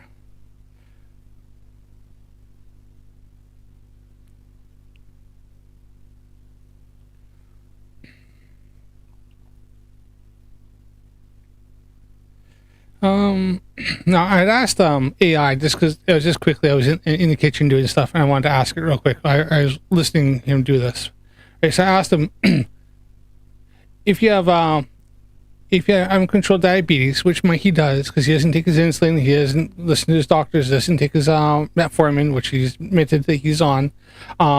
He eats sugary stuff all the time, always eats donuts and stuff like that. He's got his feet, he can't feel his feet, he's got blurry vision, stuff like that. These are all symptoms, right? So just, listen, so I said, I'm controlled by diabetes, you're not taking any medication for it, even though you have it. Could that be a, oh, sorry. I said, what could be a burst? What could be the burst symptom of burst blood vessels in your eyes? And this is what I got from AI, right? Burst blood vessels in your eyes can look alarming, but they're usually harmless. They often happen from things like coughing, sneezing, or even just rubbing your eyes too hard. Sometimes they can be related to high blood pressure or certain medications, so it's always a good idea to mention it to your doctor, especially if it happens often. Just a reminder that obviously saying you can't do that. So I said, what if you have uncontrolled diabetes? You're not taking any medication for it, even though you know you should. Could that be a symptom? Yes, uncontrolled diabetes can definitely affect your eyes. High blood sugar can damage the tiny blood vessels in your eyes, leading to problems like diabetic retinopathy, which can cause blurry vision, floaters, and even blindness if left untreated. So it's really important to manage your diabetes and get regular eye exams. Now, Mikey has actually admitted a few times that his vision it does go blurry. He has different things. I think he's always putting eye drops in because he has floaters. These are all symptoms, as well as the fact he can't feel his feet, and I think there's other things stuff. So he knows. So he's got his diabetes is affecting his body, and he doesn't even realize it.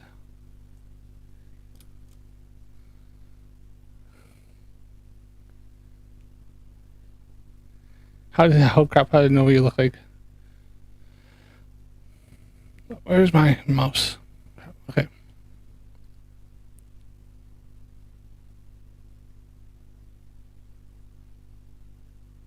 Right, so I was just gonna go to, he goes through this a bit, and then 55 minutes in, he drives around, does his shit.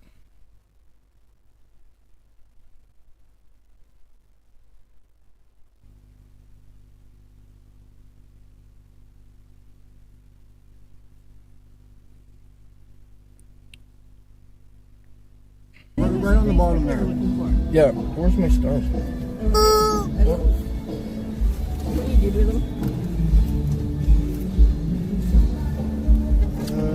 We're here. Just let me. I gotta find something. I think he ends up finding chatting with a couple of people that believe the Earth is flat. They're going on, or at least they're saying this. So he's getting really excited. He's getting like really like amped up. So I mean, I see getting excited. I mean, he's getting excited, and you'll see what I mean. Yeah.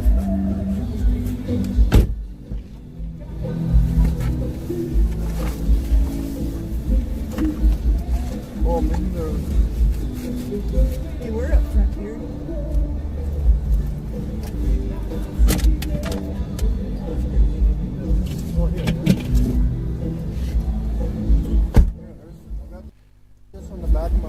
I mean, I don't know what was going on in that car, but and a lot of the bigger, brighter stars look like those. Their frequencies, they go in and out really quick.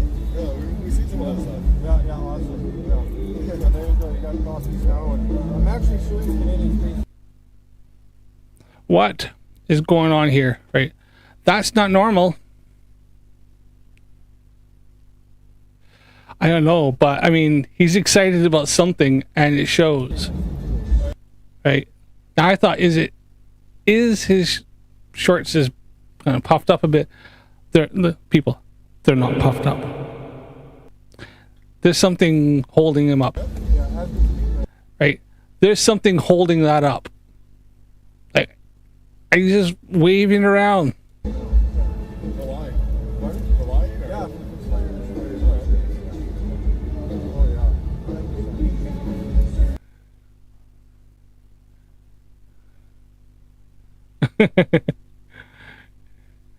Look, he's got really excited about something, or Joanne was helping him with something. I don't know.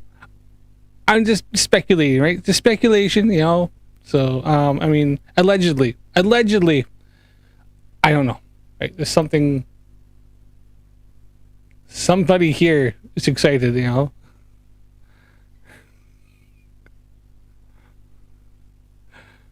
I don't know, Dan. I don't know, Dan. That's what I'm wondering. What the fuck's going on there? I mean, maybe he does. He had the burst vessels in his eyes. Maybe he's got really high blood pressure. I don't know. Did he pop a blue pill? I don't know. Look, I'm only saying, like, he's moved around, and look, that ain't going anywhere, buddy. That ain't going anywhere.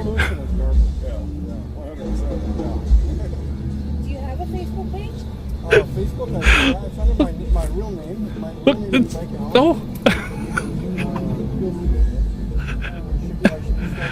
I don't know. That's.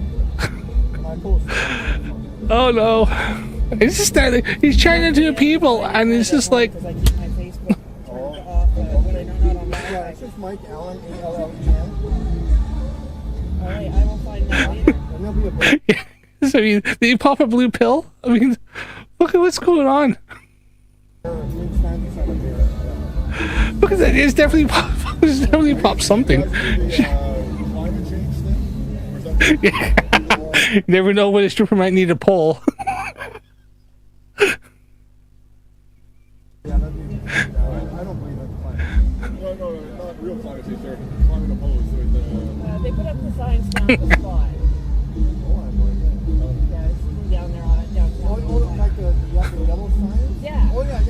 Yeah, I know all those, well, most of those guys. I know. Yeah, Dancing Bob. Yeah, oh yeah, I just live with him. Sorry. Yeah, he's got more. Look, this is fucking bad. He'll dance for that was a trip. I feel sorry for the people talking to him because there's no way you couldn't fucking see that. It's the holy shit.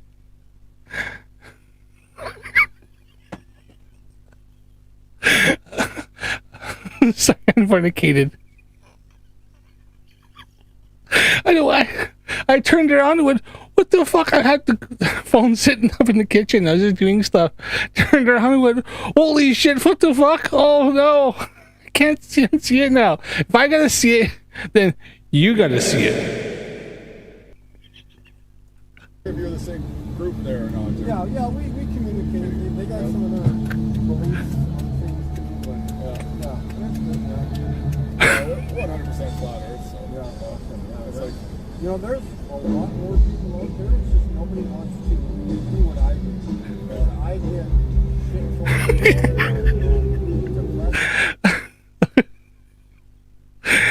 from Sorry, it was the bleach. Yeah.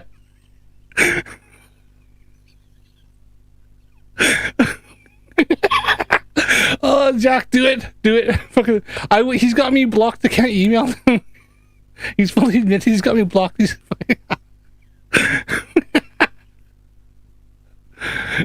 it's at 55 minutes. Everyone, look, 55 minutes, 30.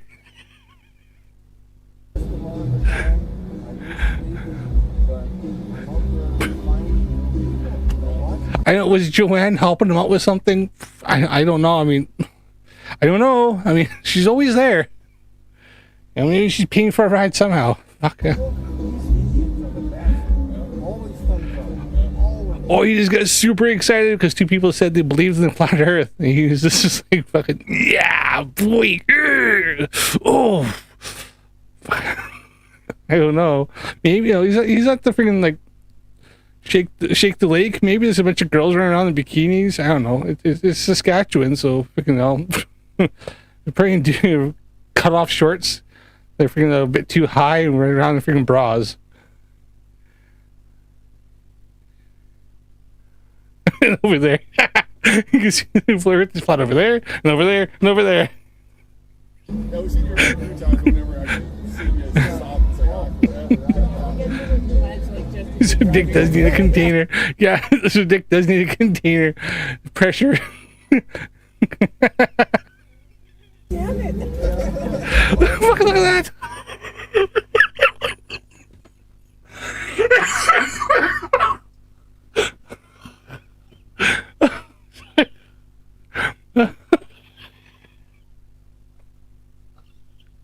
Oh, fuck. Here they are, people. Oh shit. I went forward on it. Okay. Alright. you want my phone number? I can give you my phone number.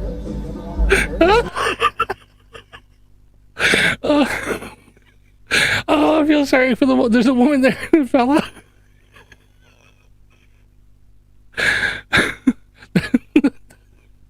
Does curve 8 inches per mile squared? He's just trying to make a point, yeah. He's just pointing at the curve.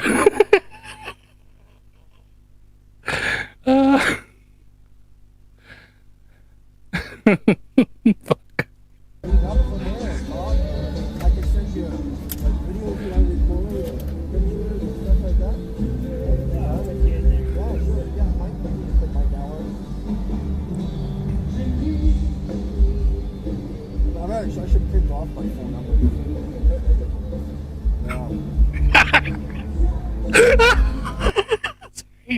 Okay, I'll just I can't help myself. He's having a hard time getting his point across. He's definitely making a point to them, that's right. He's drawing his hard point in the sand there. If he falls over, he'd be propped up.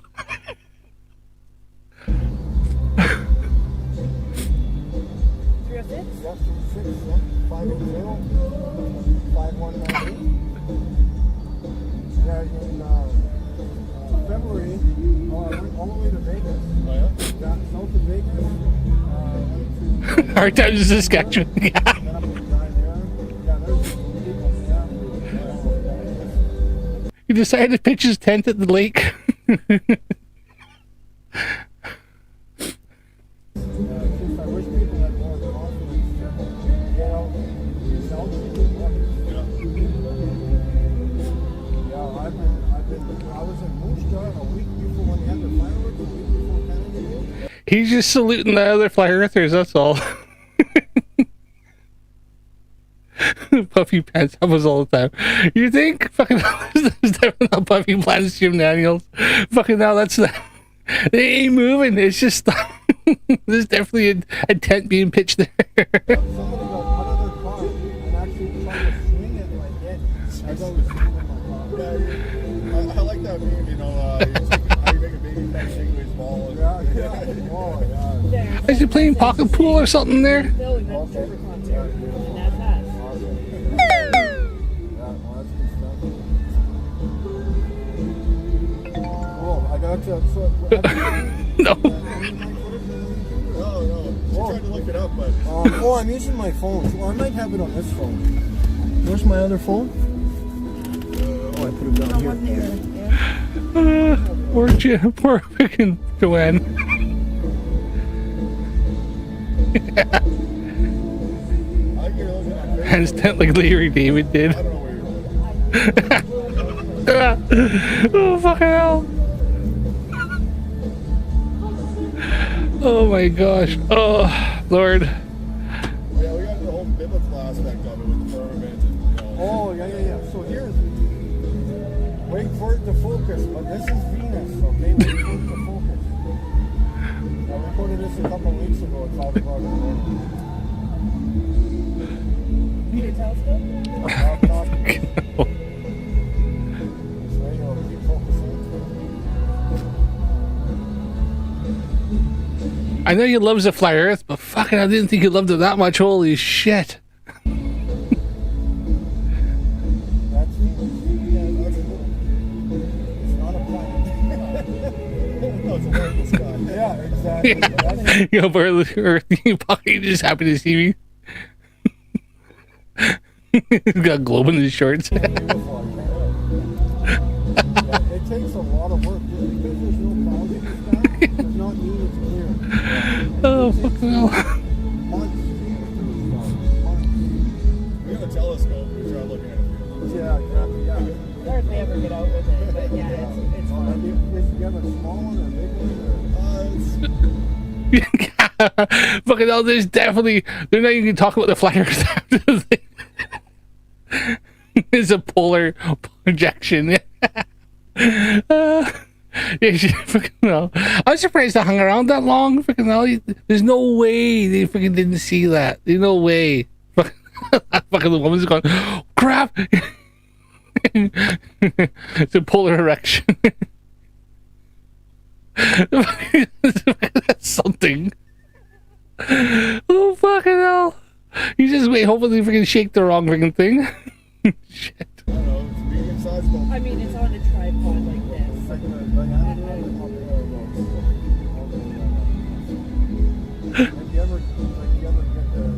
we mostly look at the moon. Yeah, but that's the moon, yeah. Yeah, that's cool. Awesome. We talked to a few people. We get laughed at. And see, I always reply back to them. I'm like, I don't know what that means. Like, they always laugh at me. Like, what does that mean? Does that mean it's a globe or you're right? Yeah. I don't know what that means. Like he doesn't know. He's fucking pitching freaking sporting wood, freaking like tents, fucking a full freaking like erection there. Like holy shit. He's like, here, yeah. His SpaceX is jealous, yeah.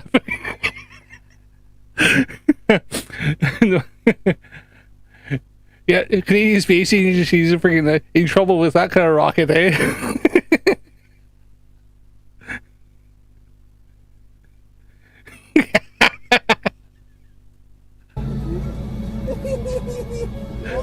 I'm like, what is the what? Exactly. Yeah, 2 punches in his man card. I like to see people in town that meet up with. Vancouver, I've been all over Vancouver. I think the hard one is with the kids and stuff because they learn one thing at school and you tell them something different at home. But it's like, well, I don't want you to fail your test. He didn't have a failure to launch yet. Are you here to listen to this? He's definitely ready for takeoff. We're going to watch the anime almost every other night. And since the concert, we took a detour. I'm a big Trooper fan, so. Cool. Awesome. Yeah.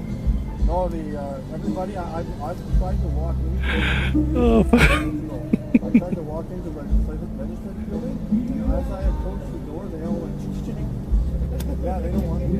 Oh, yeah. Everybody knows me now. You know, whatever happened to Mikey having a lapel mic? I thought he had like a mic so you could hear what he's saying, because I haven't seen him use it in ages. Put your hands in your pocket. Yeah, fucking. Do not put your hands in your pockets. Stop putting both hands in your pockets. Fucking, he's definitely playing pocket pool or something there. He's just keeping that thing going. Shit. It's crazy. The police, everybody. Yeah. Well, they certainly know your car. Maybe this is, yeah, good point. Speaking specifically, maybe this is why you can't like go and talk about flat earth, because he gets freaking really into it. Yeah. Is he? Yeah. Flat earth. Space is big. Yeah, it's not hard to miss. This is different than the picture I seen online a couple years ago. Oh, no, this is the same car. Yes, As someone pointed out in some of the comments, he keeps saying he's suing the Canadian Space Agency. He can't even get his fucking paperwork in correctly. He keeps getting sent back because he can't fill it in correctly because he can't read and understand the instructions. Like, shit. He's not suing anybody because he can't get the fucking court case off the freaking ground. New billboard, I don't remember seeing that. Yeah, the billboard's new, the lights are new, so I try to keep that and stuff. Oh, fuck. There's definitely not that's not puppy pants. Fuck. Oh, fuck. If I had to look at it, you gotta look at it. Come on. Fucking bad. Mikey, adjust yourself. Fucking do something. Fuck. Don't wear white shorts. She's been trying to convince him for a while, but...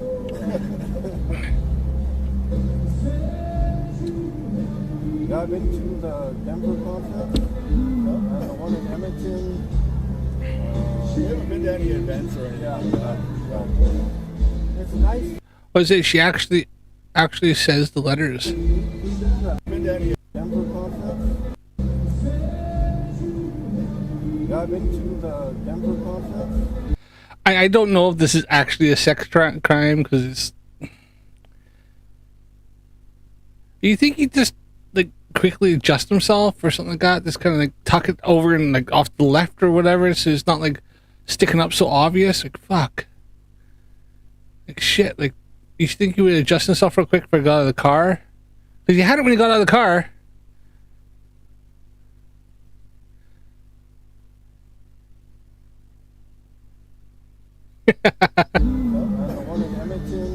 Watching Wacko's wanker.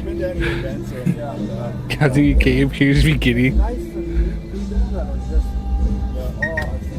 That's why I wanted to come see you. yeah, exactly.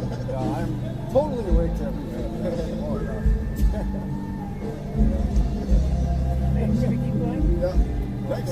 It's really Dad, don't be saying he's going commando. I don't even want to fucking think of that. That there's like nothing there. Oh, sorry. Liv this. Sorry, Liv. yeah, I'm totally awake to everything. Oh, Should we keep going? Yeah. Thanks. It's really nice meeting you. Oh, they're big fans.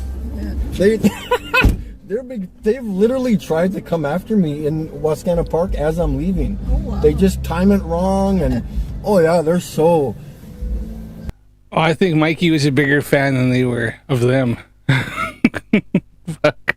Sorry, Liv. Why did he pause it? Sorry, Liv. So that was Mikey sporting some wood and pitching a tent. Teaching moment mind someone that's passionate as Mikey.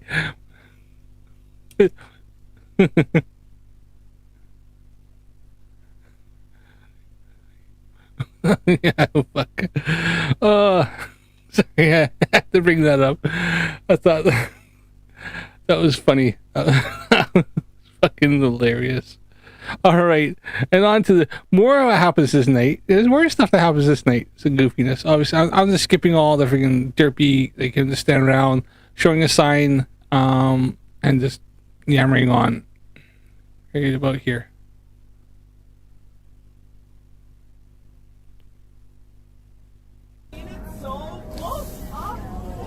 Oh, it's...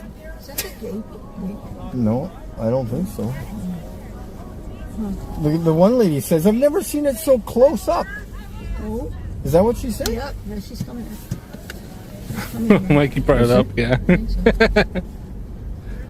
Yeah, so Mikey's trying to go around and go to some different clubs, and he's in Regina, and apparently the nightlife in Regina is quite slow compared to Saskatoon. So he's gone to a club or a pub or something here.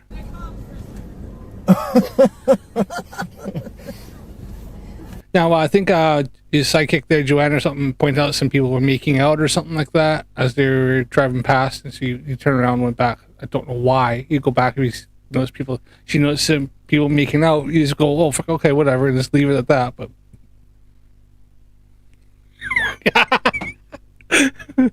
good point, Dano. Yeah, never seen it up so close. Wrong thing to say after that segment. That's a good one. Yeah, that's a good I point. want to be on... I'll just park right here for now.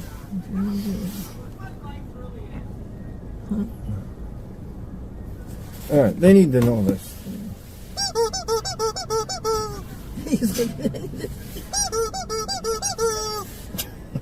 Are they waving? Thumbs up. What? One word. One more? Once you do it again. I've seen this guy. He's gonna come. Hello? Can I squeeze that rubber chicken? Pretty girl comes up, asks for the chicken. Guess what? Gone. You steal the chicken yet? They just did, Lindsay. Oh, you're not gonna. No. Hello? She comes up. That rubber chicken? Doink. Oh, you're not gonna. I'll get it back. I'll go get another one. This just gives a new meaning to community. Pulling a Mikey as a new term. And now he just let some woman touch his rubber chicken. In progress, yeah.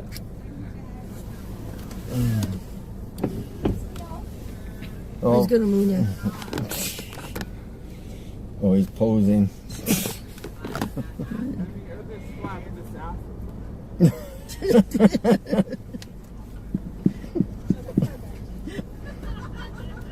Where's my squawky? We need that. Now back. he did give it to her. He did hand it to her. I mean, you should have said, nah, it's all right. Yeah. Yeah. The chicken has had a workout already tonight. Where's the waist?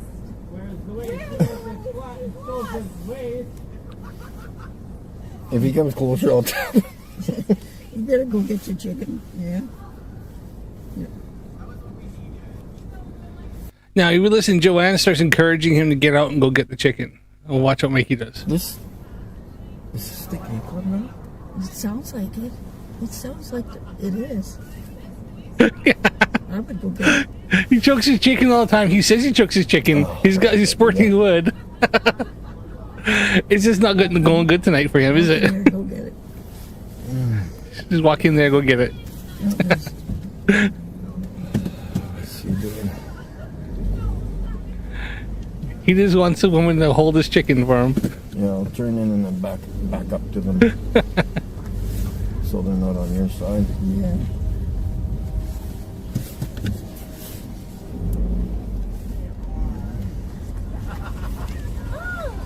Sam, you need your chicken. Now, where is? Call the police, they choke up my chicken. Yeah, I got 1,000 too, yeah. How about that lady? Go get his chicken. Walk in there. I'll see it. That's why I need my phone. I can't phone them either.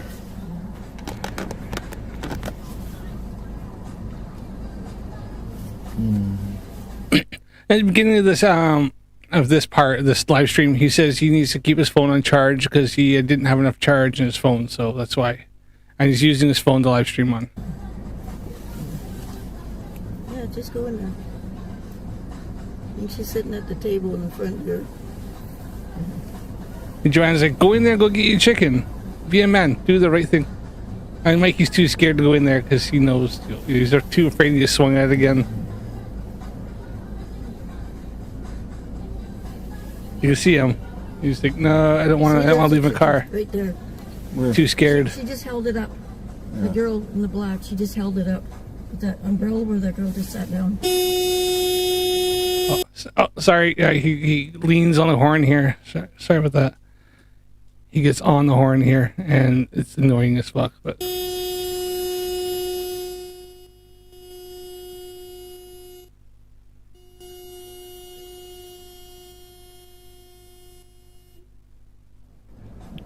Go get it. No, then she'll accuse me of touching her. Yeah. yes, well, because we all know Mikey likes to touch girls. And especially underage ones. This one here isn't, but you know, he may not be wrong on that. And he does have a history, as you know, you see in my live stream we did a couple months ago. Where I went through his the allegations and the written out and all the stuff that came of Mikey and having inappropriate stuff with the 16-year-old girl.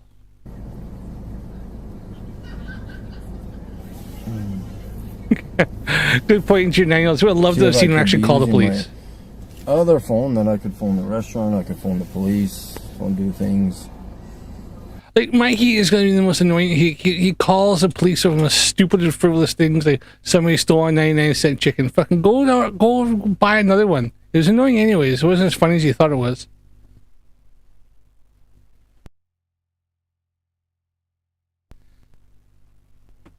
I'm gonna let this play for a bit. I'm gonna let my dog out. He needs to go outside.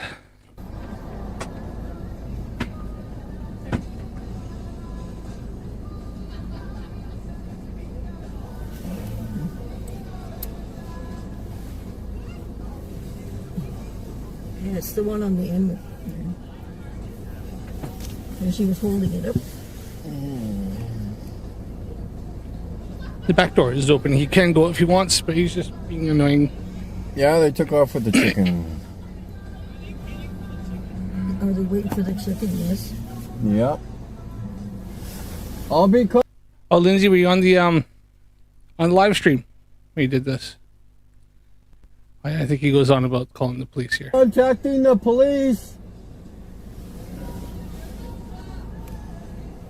If you want to cause troubles, I'll. Here. If you want to cause troubles, I'll contact the police. Not a problem. Oh, come on, unfornicated every once in a while, you know. I just had to go down to that level, just, you know, but have a little fun.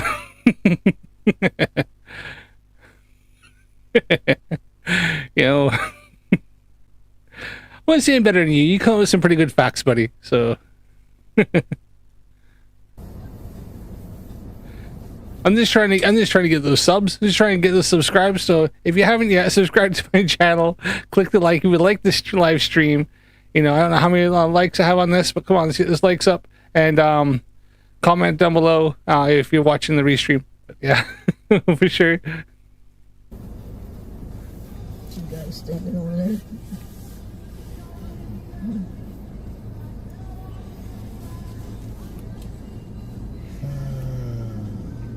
Now, who are these guys? Like, what the fuck are they doing now?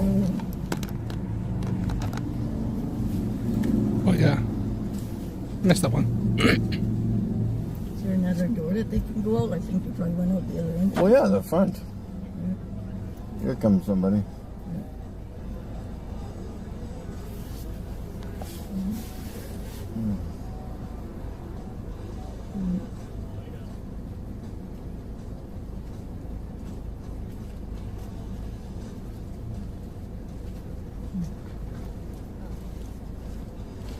See you guys.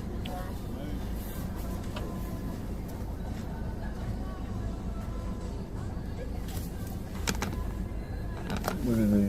Yeah, those guys left. Yeah, looks like there's two sides. If it helps, if it helps having stuff done fornicated, like he deserves it. I'm not gonna, you know, I'm gonna knock a guy who, you know, works hard for what he does. So yeah, sub to him too, but definitely sub to my channel. Is this her? Thought it was round though. Round like a tire. Yeah. Okay. Again, that doesn't make sense. Don't worry about it. Just go get drunk. Oh, these guys are getting a little closer, aren't they? Yeah. What's your deal? They have a habit of doing that, don't they? They're done. Especially the girls.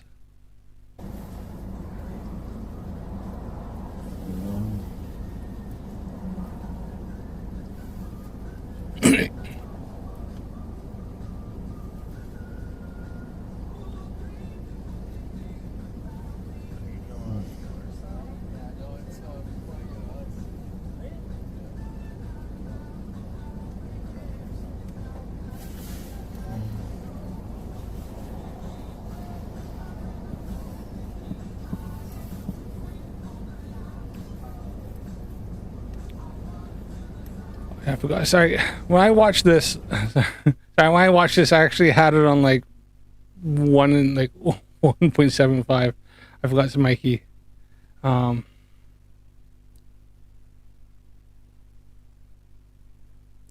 speed it up a little bit here. Just trying to make this a little less painful for everybody.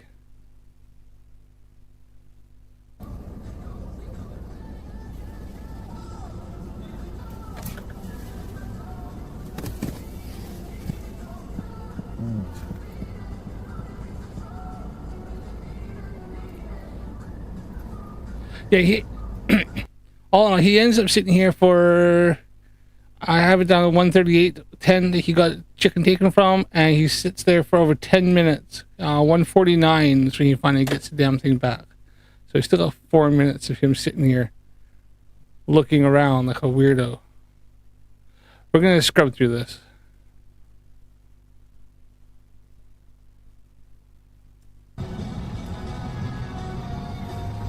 Is this her? Yeah. I'm trying to go back on you. Yeah.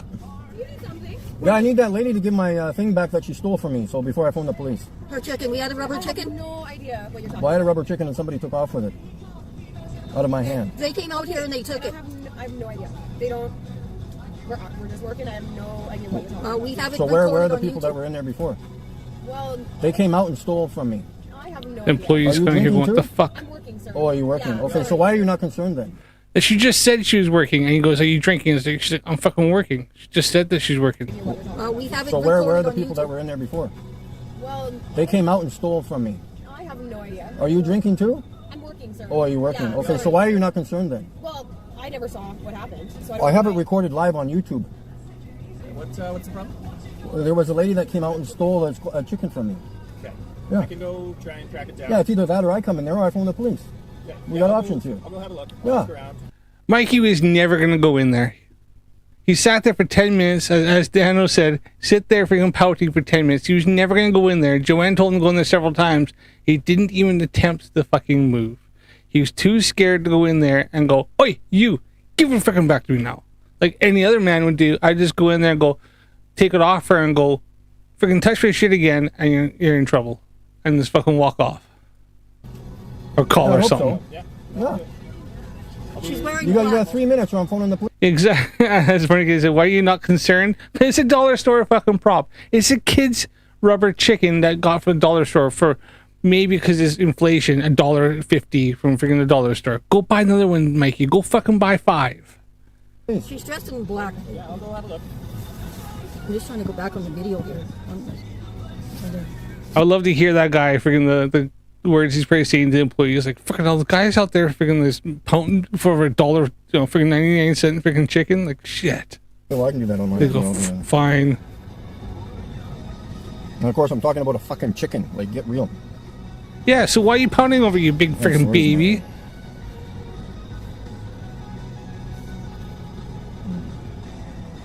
Yeah, exactly. Well, he is afraid that she's got a boyfriend that's bigger than him. Well, the thing is, yeah, Mikey wouldn't have the luxury of having a B pillar in a way that would stop somebody from swinging and hitting him. Next time, he's afraid that next time someone might freaking actually connect. And the thing is, he still lips off standing outside. He's got his sign in his hand, and freaking, you know, one of these days somebody's going to swing and actually connect, and then this is going to be bad.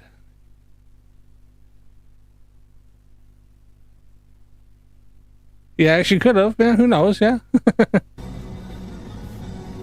He gave it to her. Maybe she thought some guy just gave it to her. It was a 99-cent freaking a dollar store chicken. And just thought, well, yeah, oh, hey, that guy gave it to me. Ha ha ha. Yeah.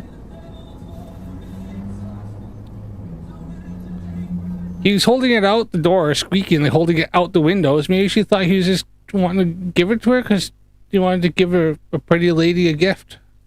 Who knows, right? Guys do it all the time. You hear it now. Is this the one? Yes. Yeah. All right. Oh, I'm so excited. You're welcome. Thank you. Okay. Appreciate it. Have a good night. Yeah, you too. Mikey can choke his chicken again. Oh, he's so happy. Yeah, fucking over 10 minutes sitting there pouting over that stupid fucking dollar store chicken that he gave to some girl. I missed something on the way here. I just wanted to point something out because, you know, I'm an asshole. I want to talk about it. They just want to call me a moron.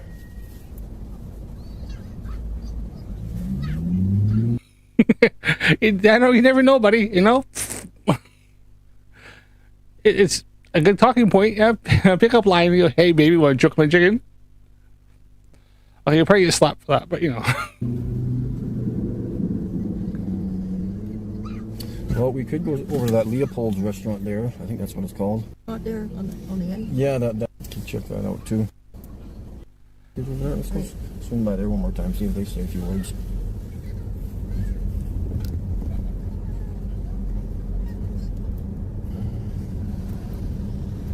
I was wondering if my... I'd just like to point out one thing: no shoulder strap here, which you know that this he likes to pull over.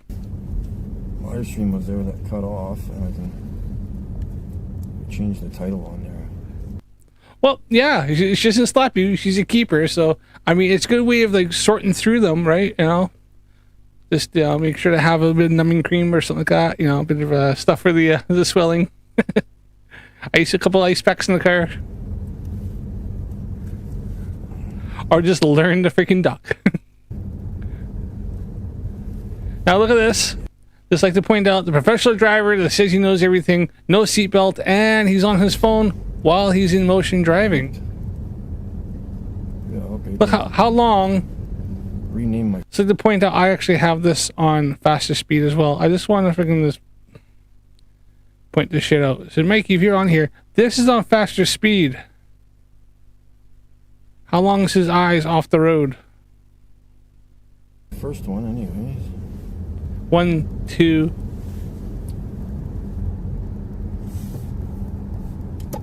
1 1000, 2 1000, 3 1000, 1 1000, 2 1000, 3 1000.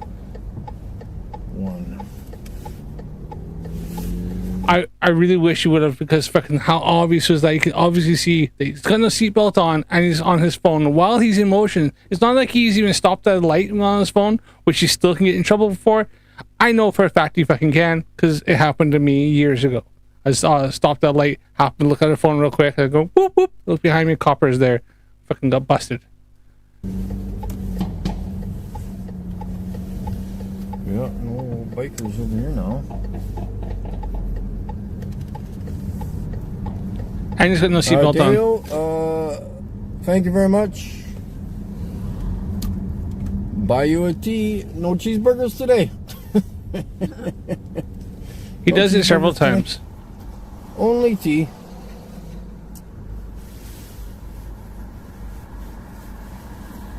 Yeah, we'll drive. So he's on his one phone there, and he's also reading his super chats on his other phone while driving. God, I'm just not used to this camera being like this now. I'm so used to it being stupid. Because when I'm looking at it, it seems like the cars are coming from over there. You see? Yeah. Like on the right. That, yeah. Like it seems like it's just all screwy now.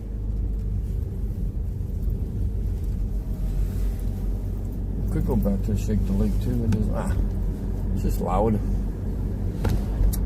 I'm gonna drive by a few clubs if we can find some. This city's pretty pathetic for clubs. It's not like Saskatoon. So yeah, he's done that. He does it several times. It's fucking disgusting, and I wish he'd stop doing that because he's gonna cause an accident. Now, the only thing is, there's not really much else going on other than the fact that he's like, fucking does it again here. Shannon, yeah, we were just at Shannon's. Yeah, there should be another one on the corner over here.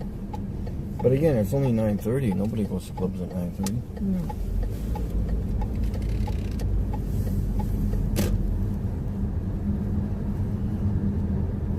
Yeah, there's a place on the corner with the lights here. Other than the Shake the Lake stuff. So then he ends up. The only other thing I really got that was anything notable was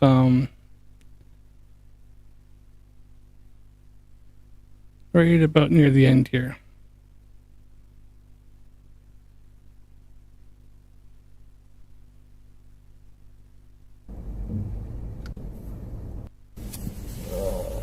Guys, scroll through this a bit.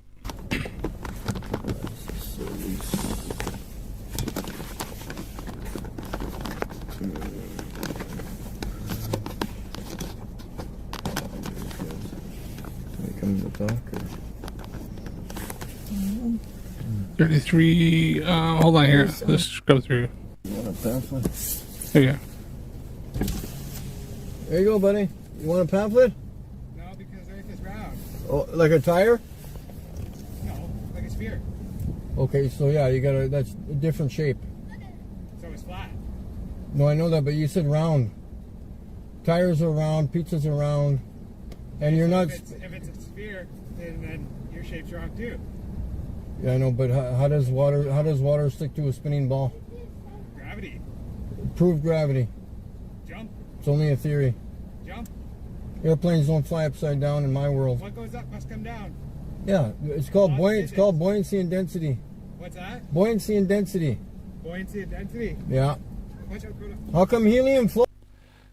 So I really wish just one person would actually have this know stuff like buoyancy and density. Like buoyancy requires gravity, density isn't a force.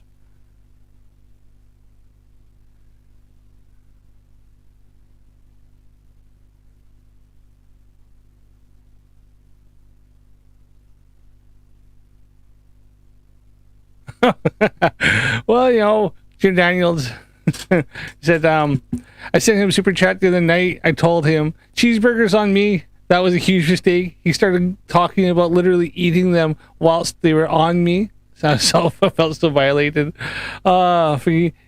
It's Mikey. He thinks everything literal. It might even be at the spectrum. I don't know yet. But yeah, I watch what you say to Mikey. It's like when people say, his always his response. People say the Earth is round. He goes, yeah, tires are round. I was like, fuck, that's not what they fucking mean. Floats. Because it's not held down by gravity. No, it's lighter than air. There you go. Where's it going? Oh god, whatever. The guy was wrong. Unfortunately, he said why his balloons go up because of buoyancy, because of downward vector gravitational pull is pulling the air below the balloon. The balloon is causing density because helium is less dense than air, and so it has a buoyant force pushing it up while the gravity is pulling all the air down below it. So yeah. Oh, poor Jim. Couldn't hit the shower fast enough. Oh. No, it's lighter than air. There you go. Where's How's it going? Oh God, whatever. It's moving all the time. Yeah. That's okay. Keep being brainwashed. I'm good to go. Oh yeah. So, hey, I will. I've recorded the firmament, so good luck. What? I've recorded the firmament, so good luck. I'm suing Canadian Space Agency. Good luck. No, you're not, Mike, because you can't even get the fucking paperwork in correctly. You're not suing anybody yet.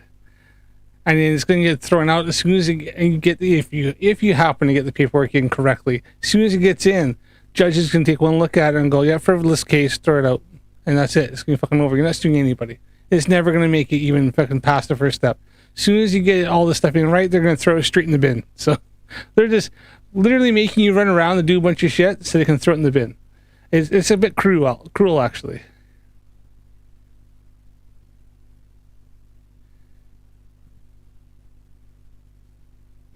Yes, exactly. As I said, he goes on here. Hey, I will. I've recorded the firmament, so good luck. What? I've recorded the firmament, so good luck. I'm suing Canadian Space Agency. Good luck. As Mikey drives away. No, you keep being stupid. It's a waste of my time. Just a waste of my time. Yep. As the guy kept countering him, Mikey put it in drive and drove away because he couldn't handle it. Couldn't handle the pushback. I'm surprised he opened up his stream the day there when he was on. He was doing something. I was watching his live stream, and he was.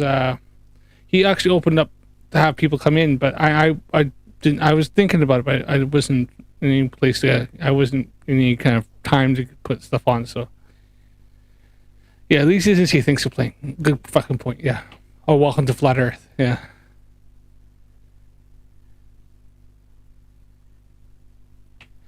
Well, that is true. Yeah. He always says he's suing Canadian Space Agency, thinking that's a bragging point, but really it isn't. Because he's not. He's just looking like a loon. In fact, there was on that note, see if I can bring up something. Just a little sidetrack here. But I find it interesting. Where was that one I had seen? That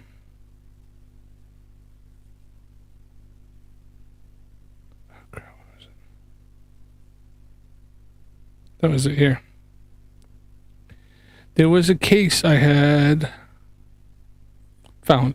You want to see something nutty? This is something fucking nutty. Let me just find it here. I'll find the case again. I'll bring it up.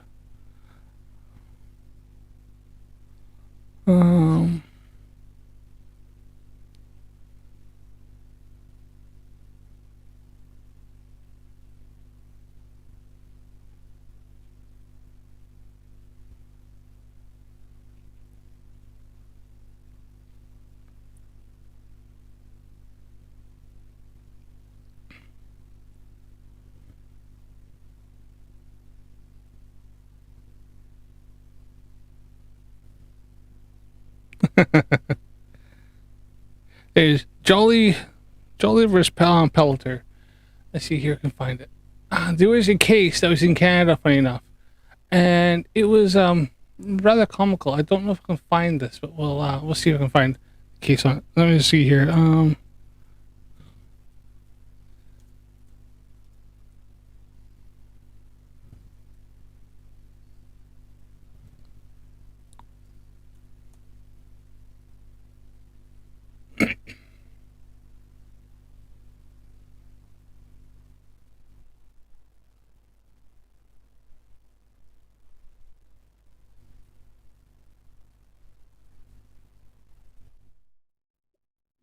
Hey, talking about like cases, wacky cases in Canada, right? This is his Martians can't sue, right? So this was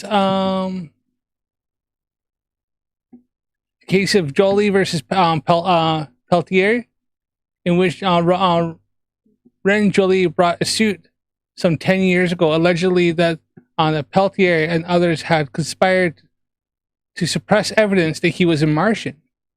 The judge dismissed the case on 2 grounds. Neither pleading discloses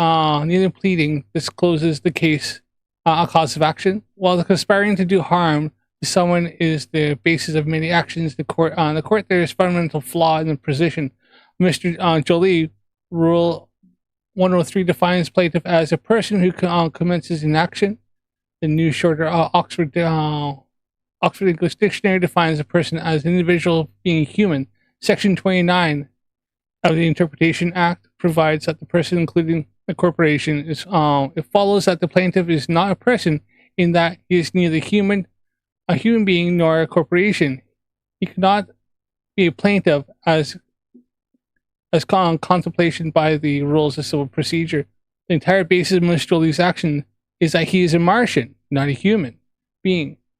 There is certainly no suggestion that he is a corporation. I conclude, therefore, Mr. Jolie, in the pleading as drafted, has no status before the court. So got thrown out on that. 2, I'm satisfied that the claims are frivolous and vexatious and constitute an abuse of the process of court. With all the respect to Mr. Jolie and his perception of reality, these actions are patently ridiculous and should not be allowed to continue as they utilize scarce public resources, not to mention that the time and money and numerous defense who have been forced to defend this case. So what the whole thing is that Mr. Jolie claims that he was a Martian hybrid, and that he and all the DNA evidence that said he wasn't was fake.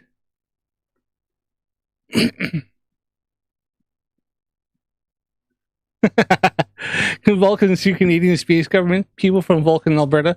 Well, I mean, I've been to Vulcan, Alberta, and they all do wave like that. So, you ever seen Vulcan, Alberta? Anybody actually seen that? It's a cool little town. I do mean a little town. It's out in the middle of nowhere.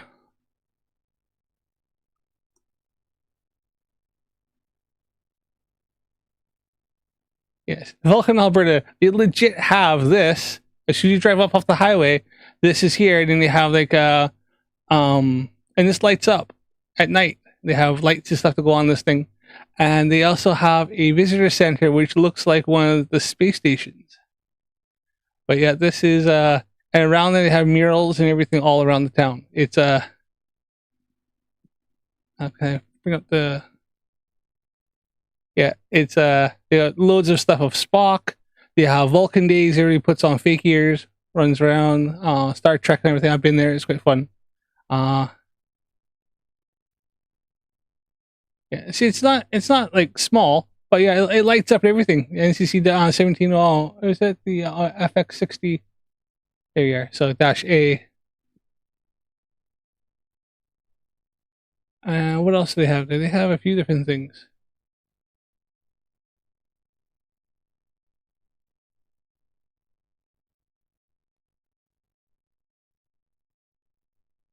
Here's this visitor center. They have. So it's supposed to be a replica of one of the space stations from the first one. I can't tell you which one. I can't remember. I wasn't big into the old Star Trek, the original one. But yeah, it's the visitor center there, and then they have loads of murals and stuff all around. Yeah, I think is it also a museum and stuff? Is the museum aside? Oh yeah, they went full on. They were called Vulcan before Star Trek came out, and then when that came out, they just embraced it. They just went nuts.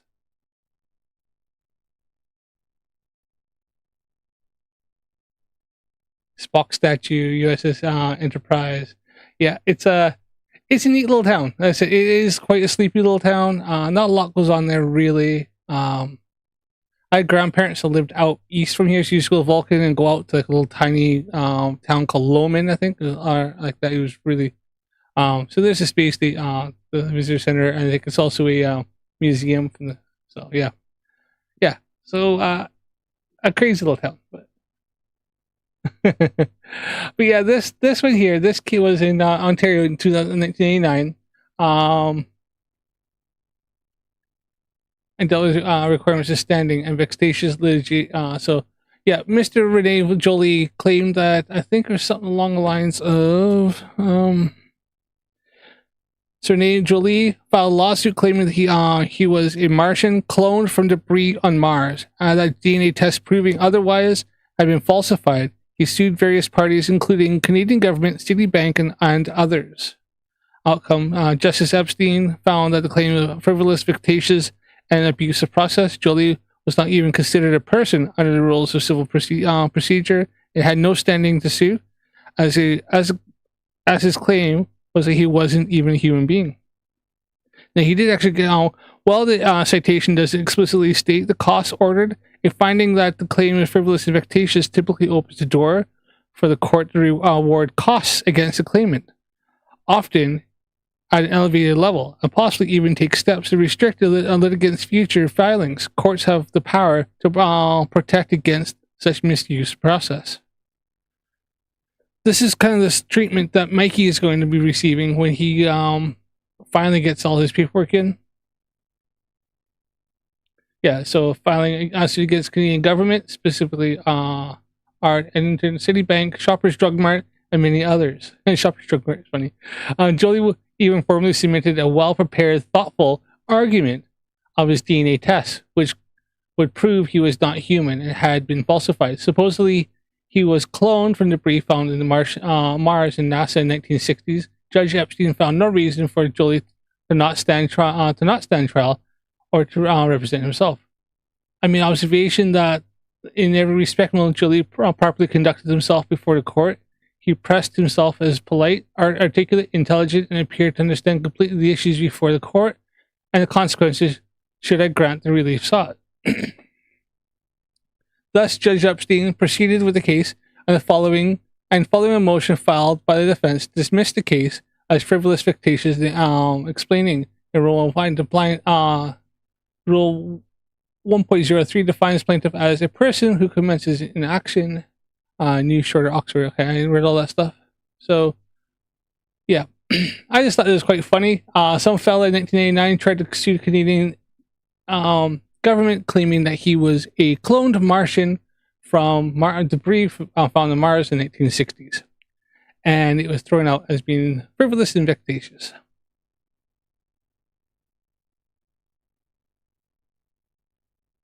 So this is something I actually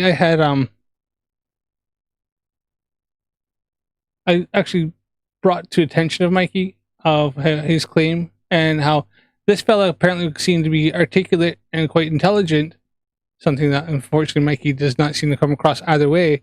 And yet it was thrown out because it was just a frivolous, vexatious lawsuit. Even when the guy articulated that he had proof that the DNA tests were falsified.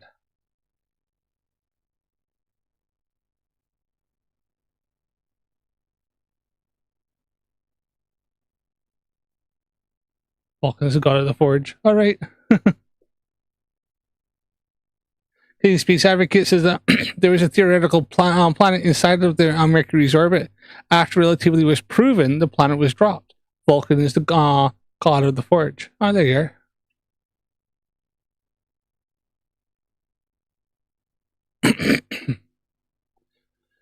are. Canadian space advocate. I've never been further east than Lomond, Alberta. So, or maybe I don't know if Medicine Hat's further east than that, but I've never actually been across the Alberta-Saskatchewan border. I've never actually been in Saskatchewan, funny enough. I've been all the way out to the west coast a few times, and I've been almost all across almost all of the continents of the United States at one point, except maybe the eastern seaboard part. Not so much that side, but most of them I've been through at one point or another. I know, not very good Canadian, am I? The fact that I was Canadian. The fact that I never actually did the Trans-Canada Highway, at least not going east. I did it west a couple times. That was fun, going through the mountain passes at like 2 o'clock in the morning behind a semi-truck, doing about like 120 kilometers an hour, and holding on for tight in a Chevrolet Cavalier.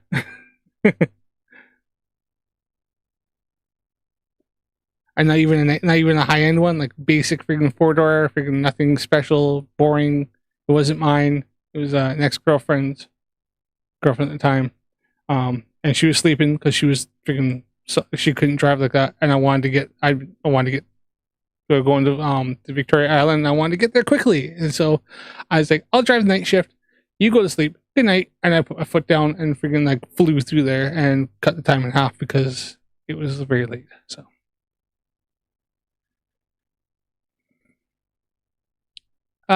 yeah. Any other derp you want to check out here?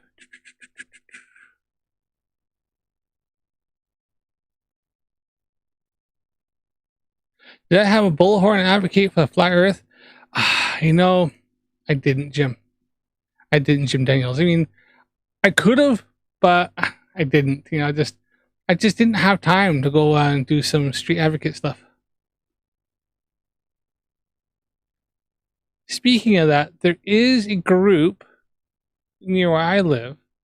They're not on YouTube, but they do. Well, there's a video I found that they did some like conference thing. They could go and they do a speech and a presentation, and there's a couple guys, or a couple kids, like young adults that went there and they videotaped it. And it was the same old flat Earth derpy stuff. Yeah. Yeah, this one was like an automatic 4-door Chevrolet Cavalier with like the basic was a 1.6 or 1. Yeah, I think it was 1.6. I don't think it was quite a 2-liter. Automatic gearbox, just nothing special, plain as can be. I think we took that one because I had a 2-door Dodge Neon that I actually had tuned up a bit, but it was a bit smaller and only being 2-door and stuff like that. It probably would been a bit more fun to go through the motor through all the passes and stuff, because I could have really threw it around because I had different suspension on it. I had tuned the engine a little bit. At that point, did I have the performance ECU through it in it? I can't remember. No, I don't think I had done that yet. But different exhaust stuff like that, and it was a fun little ride. But we decided to take her car, being 4-door and stuff like that. So a bit more room to load up and easier to load up than my little Dodge 2-door Neons. I had the stock 150 horsepower 2-liter. With a 5-speed gearbox. I kind of actually don't remember why I didn't take my car, because my car was probably even better for me. I know why we didn't take it. She couldn't drive manual. We were supposed to switch back and forth. She couldn't drive my car because she couldn't drive manual. I could drive manual, and obviously automatic's freaking easy. So that's why we took hers, because yeah, that's why. I was trying to think, why didn't we take my car? Because my car would work just as well. And less mileage on hers, but that's right. She couldn't drive my car.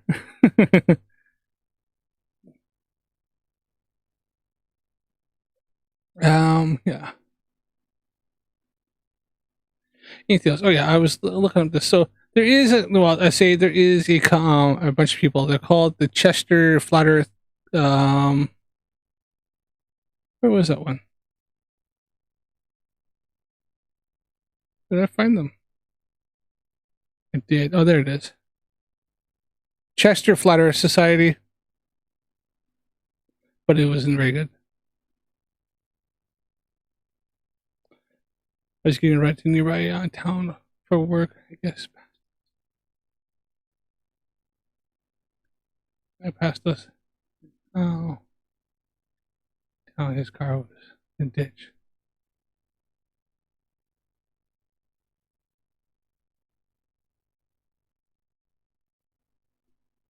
Oh dear, eh? I've done some dodgy things back in my day. Driving through when I lived in Canada growing up and stuff.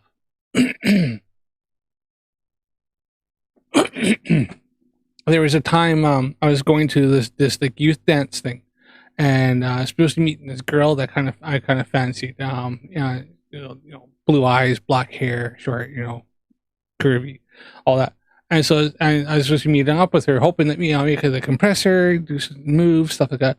So heading up, and there was a freaking blizzard. I mean, the blizzard was that bad.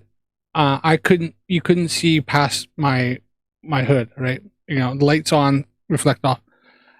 And I had to drive Highway 2. Highway 2 in Alberta, where I lived, I drove it a lot of times. I knew that road fairly well. I was driving this old 1982 Datsun King Cab, little quarter-ton truck made out of recycled pop cans, right? And as I was heading up there, I was determined, because I'm a freaking stubborn-ass bastard, I was determined that I was going to go and meet up with this girl. Yes, I had this hot date, and I was going. And so how I did it, and I'll bring up kind of get the idea was in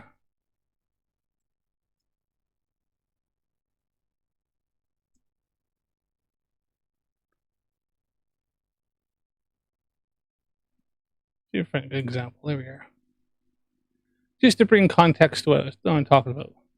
So I was driving something like this, but mine was black and red. So it was red on the side. It was red with a black part on the side, right? Two-wheel drive, wasn't even 4x4.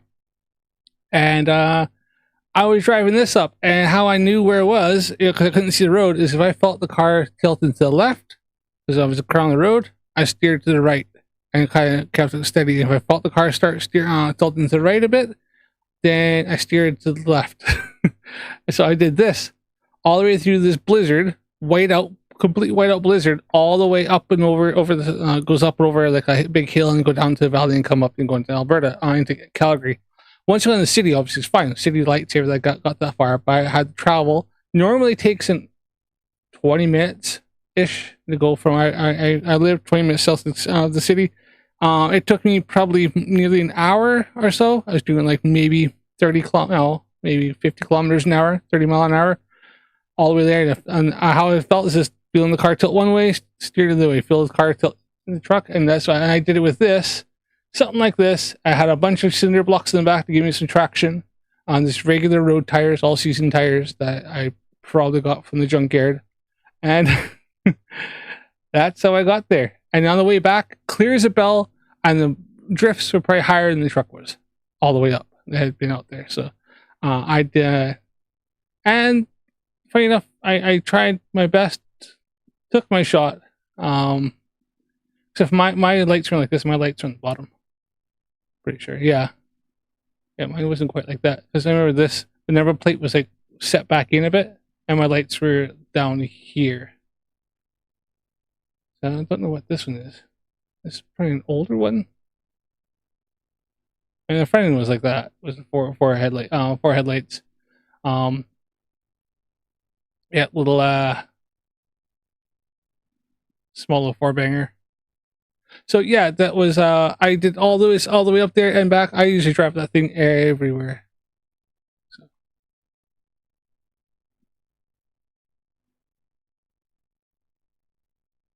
Oh shit. And a mountain on the other side was between all rock and a hard place.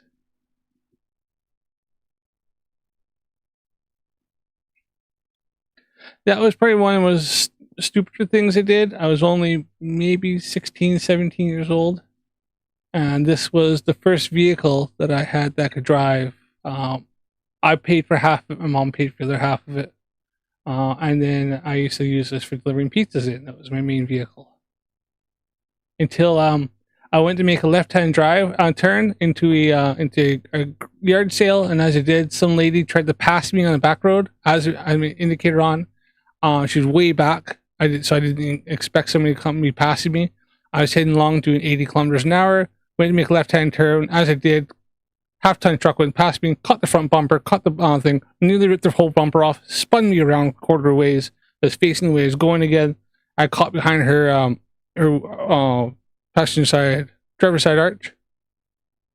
No, passenger side, sorry. Screen up Canada, UK. And bent it in a little bit like that. But she nearly ripped the whole front of the truck off and rode it off. That was it. And she claimed I had no lights. And I pulled a receipt out on which I just had the rear tail lights had just been repaired because they had a there. That's the back of mine. Mine looked like that. That was it. I had the lights down like this and the never plate set back in. Yeah, and wrote it off. That was it. Done. That truck went to scrapyard after that. I was gutted because I like that truck. That was the first one I bought. Oh, I had that actually drive legally. So,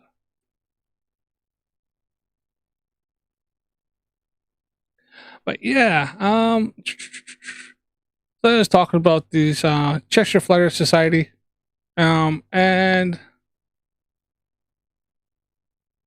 they're pretty derpy as well. But these guys do the street advocate stuff in a town called Chester. Specific points that people have already gave the information for that point. Yeah, well, sure, but I'm unconvinced by what you're saying. If you think. Was that I would have probably scored if I had a Chevy low.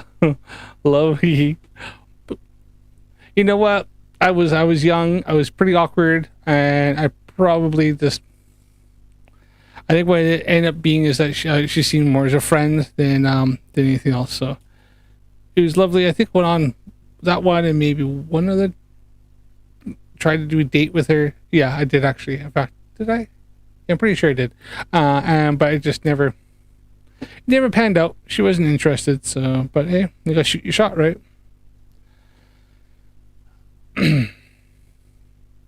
So this is one.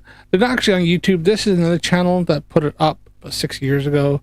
Flyer Society evening session, in which they're like doing a presentation, and these guys are Globers went in there and they're kind of giggling away. That it's truth, okay? Then I would suggest that you go, come back. Like university students or something. Because the one thing you've got to ask yourself is how did they put them there? In the first place. I mean, I can't get you a giant laser, but if I can get you the corners and bigger lasers, you do it yourself. This is one thing that, I mean, I can imagine a lot of people find this kind of humorous, but the thing is that it says Earth curvature, yes or no? Right, okay. That's just perception, though. I see a Papamobi should show curvature, yes or no? Yes. Thank you. No? You go home after you've looked, after you've left it, go and do your own search. Go and do your own search. Flat Earth Society. This isn't a round Earth Society. So, leave your comments up the top of the door. Go on. All the way. It's just going on YouTube.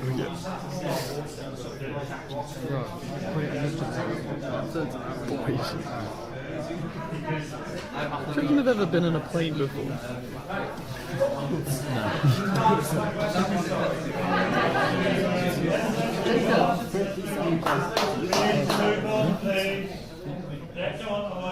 You like? Now this is a prime example of curvature distortion or lens distortion, okay, showing curvature, okay. We've always got to be aware that when we see photographs taken from high altitude, they will show curvature, and all of them are all down to the lens of the camera. So Felix Baumgartner taking his jump, and you can see the curvature that's there. That isn't there really. It's only making you guys think that we're on a spin. Why isn't he wrong if it's a fact that... See, now they always bring up the Felix Baumgartner thing. Can I get rid of the disclaimer banner if I want?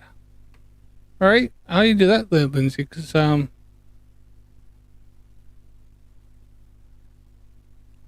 this one here. All right. What I want to know is how do you get rid of the one on mine? Why do you get rid of one of my freaking things?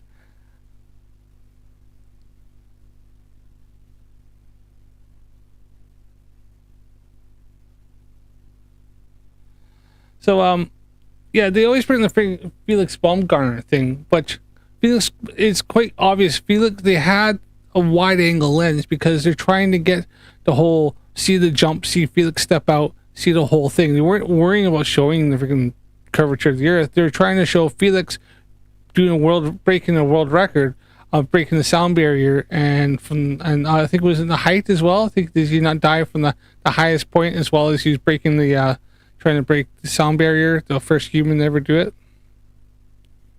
Now, I have seen something where Felix Baumgartner actually talks about the fact is that he seen the curvature of the Earth. I think isn't Felix, didn't he pass away?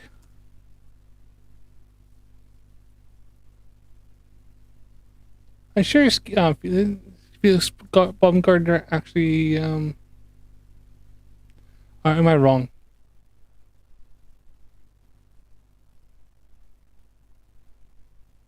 Yeah, Felix Baumgartner official cause of death after famous skydives. Yeah, July 22nd, 2025. Yeah, Felix Baumgartner actually died. Yeah, sad actually.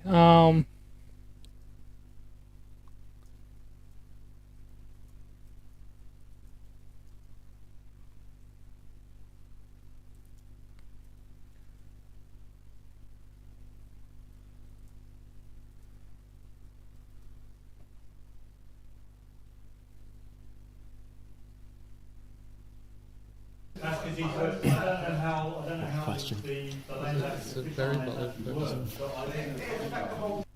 Hold on here. Just yeah, I wasn't wrong actually on that.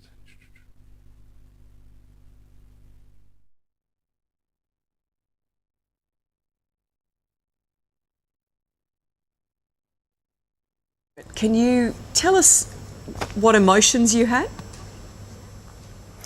Well, when I was standing outside that capsule, it was a very quiet and peaceful moment, you know. At that moment, you look at the world, it looks very fragile. You could see the curvature of the Earth. You could see the curvature of the Earth. I could see the sky was pitch black up there. And at the same time, you realize that everything around you is hostile. That means you cannot stand there forever, because as soon as I disconnect my oxygen lines from the ship system, I only have 10 minutes left of my bailout bottles, and that means I have to hurry up. What I think aviation and space in general has a certain beauty to the audience. You know, there's not a lot of people have been in space. And if somebody is going up to space in a spacesuit and a capsule, and then he bails out and he comes back to Earth at supersonic speed, traveling faster than the speed of sound, that has a certain attraction to the audience. And I mean, yeah, so there you go. This for all you hang glider crashed. Oh, really? No way. Aldebaran. So yeah, you know, all the flat earthers claiming that because fisheye lens, there was fisheye lens because they weren't worried about showing the curvature of the Earth. They were worried about Felix and trying to get the wide angle view of seeing him make his world record jump. But Felix himself, who was up there, seen the curvature of the Earth, and he admits it. Something flat earthers never like to actually look up. Maybe too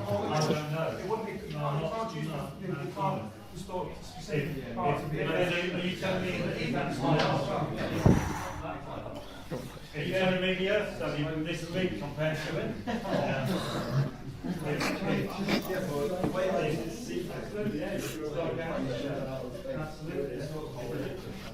So welcome to Fisher Blocks. It's a nice time.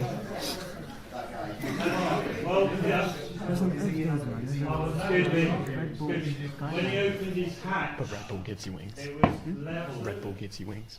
Because the camera that was at the back, at the rear, behind him, you could see. Yeah. No, well, all the information you're more than welcome to go online. Absolutely. You were done. Anyway, next one, let's move on.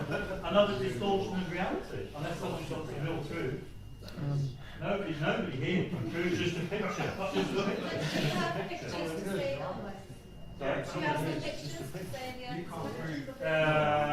Yeah, I'm sure the next image. This is something I looked at some time ago. This is Ava's high altitude balloon project. Okay.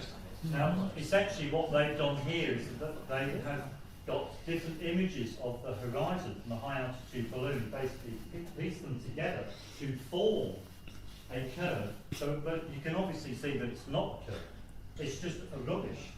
See, now I know he's making this claim, but what was this? How long was this? 6 years ago? When did Kip Bogart do his high altitude rocket thing?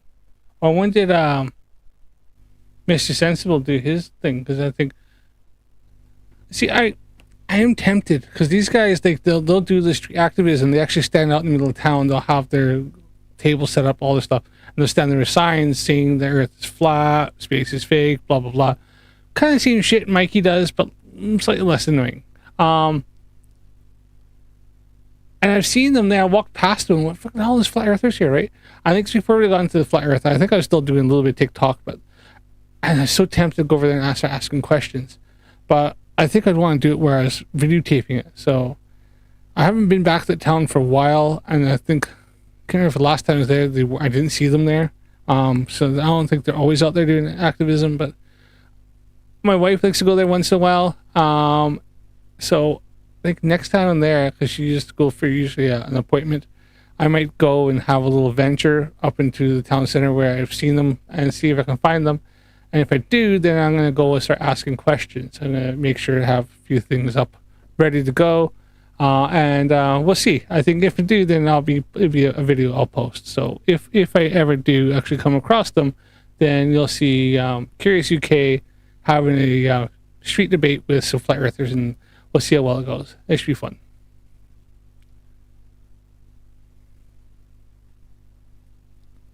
You can see that there's a join there. It's just absolutely ridiculous.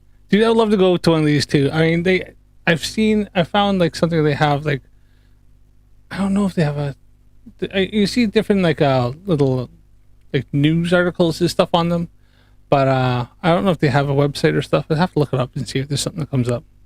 Be interesting. If I can get away from the family, that'd be interesting to go have a fun and do.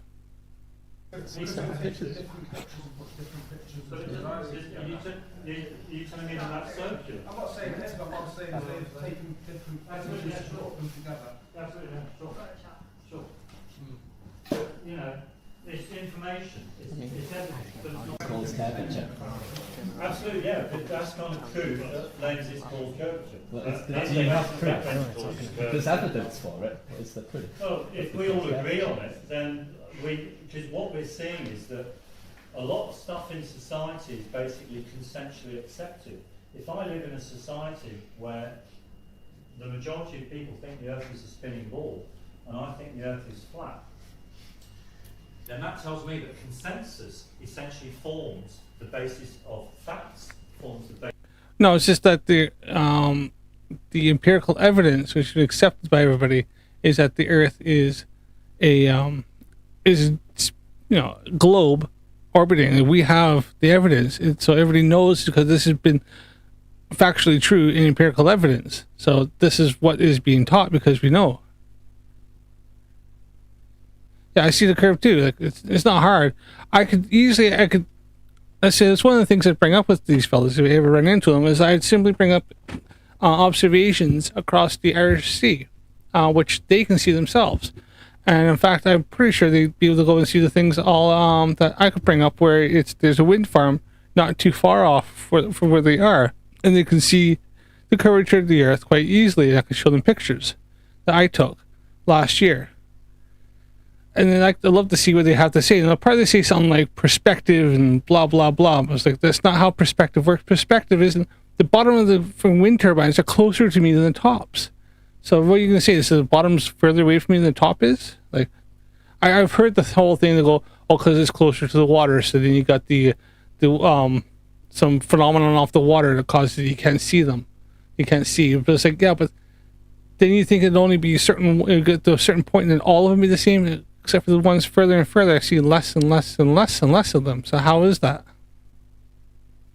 So it's easily debunked if you get them on the right thing, especially if you start asking them questions that they have to try to substantiate their own thing with some sort of proof. Like I did at Matthew Keem, where he says we see too far. How far is too far? Like this. Why is it that we see too far? Can you explain why can't we? Okay, well then why can't we see this? I was asking Matthew Keem, which is further away, the sun or the stars, right? He says we don't know. Okay, well then we do. So done.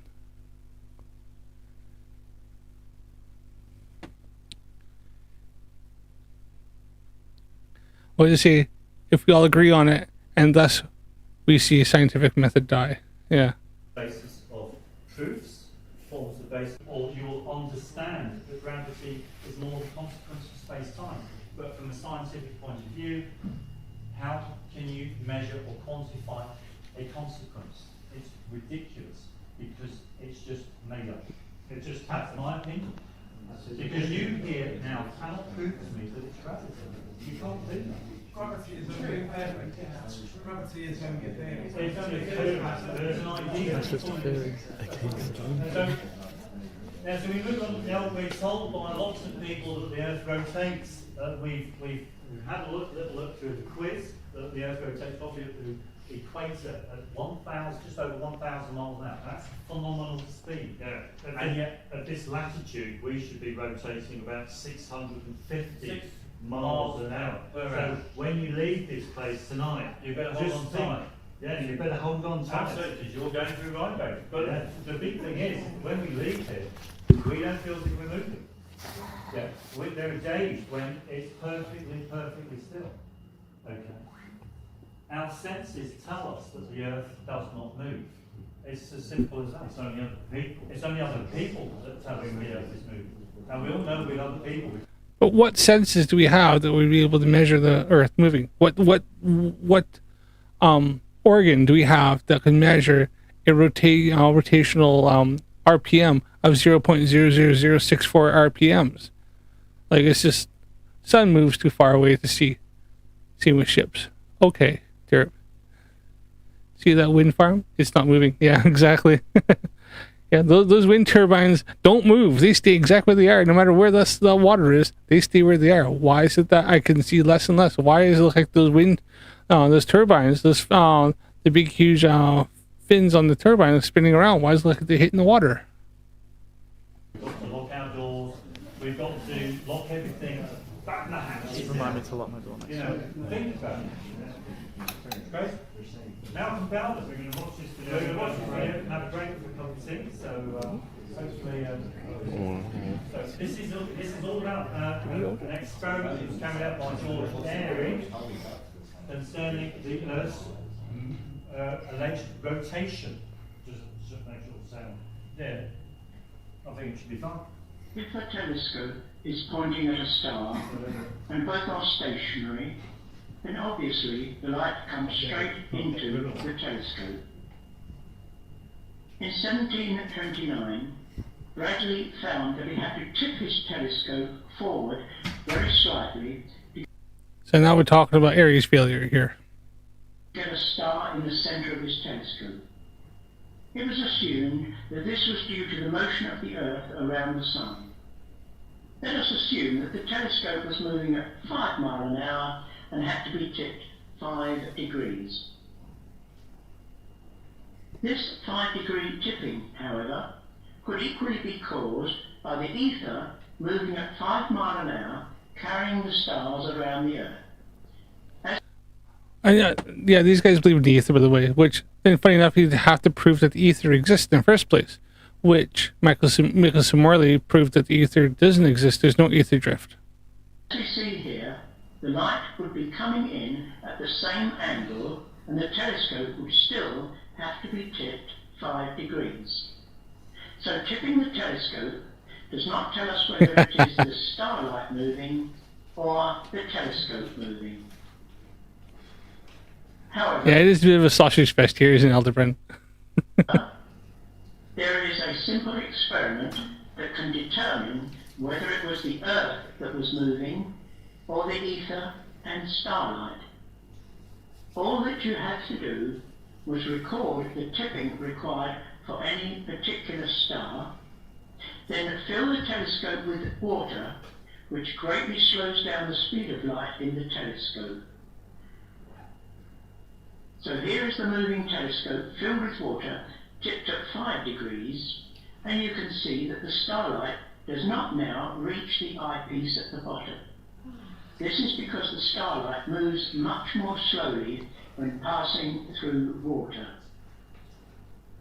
However, if the telescope is tipped further, say 10 degrees, then the starlight will then be visible again in the eyepiece. It has to be tipped further because the light is now slower when in the telescope. I'm pretty sure Aries failure is that he found he didn't have to tip.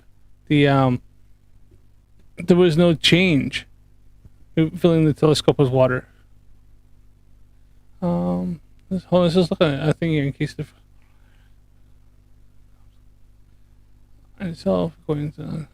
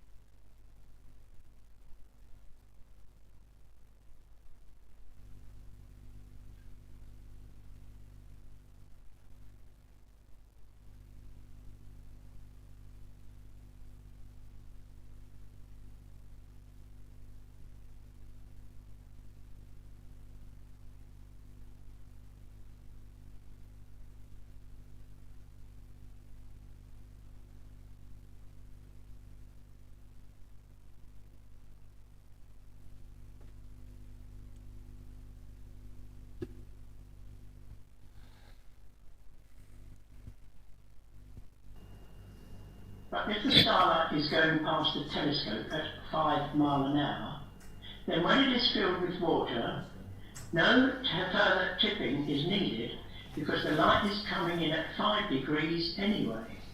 The starlight stays on the same path, but is only travelling slower in the water. To recap, if it is the telescope that is moving, then when it is filled with water, it has to be tipped further to see the star. If the telescope is stationary and the starlight drifting past us, then it does not have to be tipped further. In 1871, George Biddle Airy, the Astronomer Royal, performed this experiment. This is a copy from his original report. You can see that the two readings are virtually identical. If it had been the telescope that was moving, Airy expected a figure of 30 seconds of arc. In fact, he only managed to read 0.8 seconds of arc difference. Bradley first Yeah, which then disproves the undulating theory of light. discovered Thanks, Unfornicated. Yeah, I'm streaming live the video on this Aries failure. All right, I'll check that out in a second. stellar aberration, and it is interesting that in his report, Airy mentions that it was now about 100 seconds of arc, and that it was still slowly diminishing. This indicates that the speed of light was still decreasing in measurable amounts when Airy performed his experiment in 1871. I would expect that, yeah. I mean, quickly, I see Unfornicated, as Daniel's put up, Unfornicated broke this down really well, and yeah, Astronomy Live is a very smart guy, and he does break that stuff down really well. If you wanted to see here, it's like Airy's failure was the experiment in which Sir George Airy failed to confirm the ether theory, measuring stellar aberration, which in itself proves Earth's orbital motion.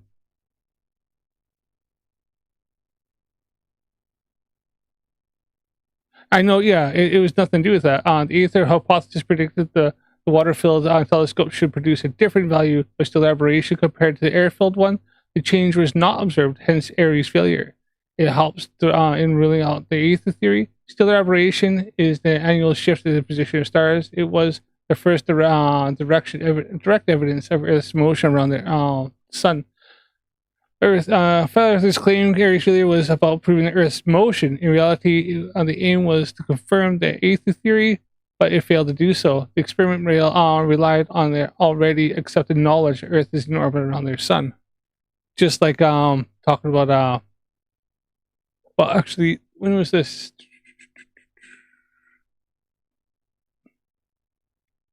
Because isn't Aries failure? Aries failure was in 1871, in which Sir George Airy failed to confirm the eighth theory. Got light of Flerf, yeah. I believe that had been confirmed by this one here. Was it not James Bradley? Didn't he do his?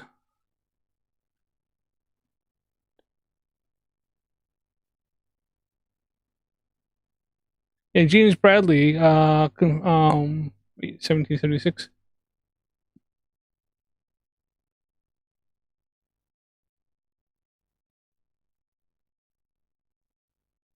And I think he did. He actually measured or showed the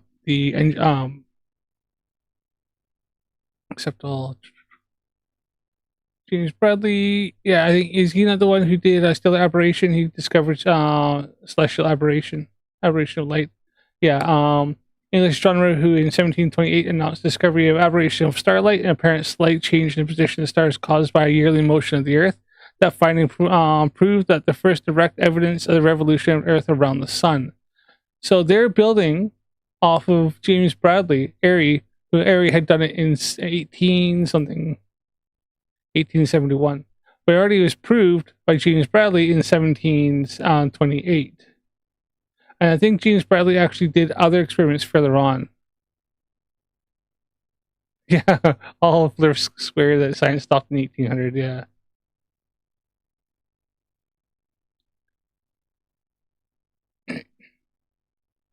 Radiation phenomena, yeah. Playing the failure really, oh,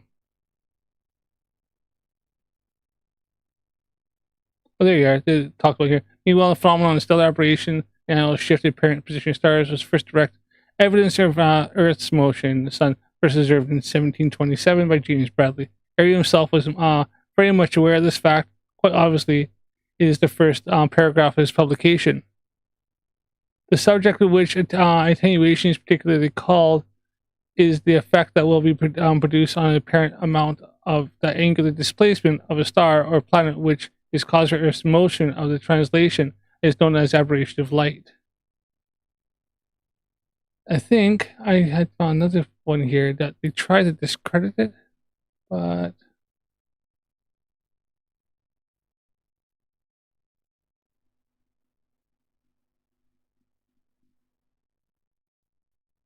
discussions taking place at on the continent, conducted partially in astronomers.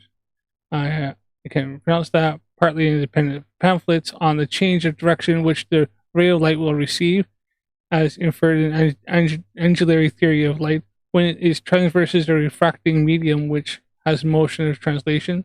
The subject of which attenuation is particularly called is an effect that will be produced in paper amount of angular displacement of the star or planet, which is caused by the Earth's motion of translation.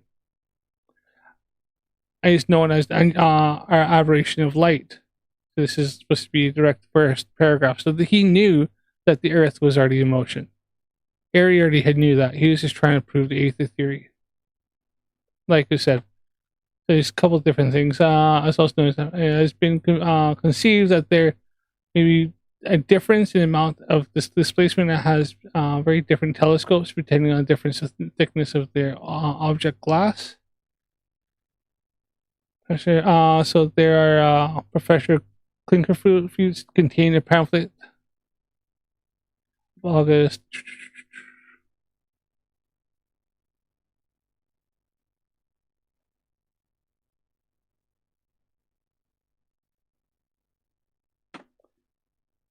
So is it Professor Klinkerfues maintained that as a necessary result in angularity theory, the amount of aberration would be increased in accordance to the formula which has been given, and he supported it with following experiment.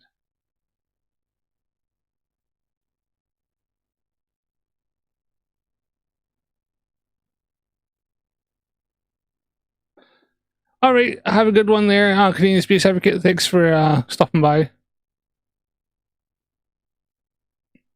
Oh, Starship scheduled to go up today. I need to get on top of that. About science, but they yes. One big cakes, Flerf know especially about science as they do about the second law of thermodynamics.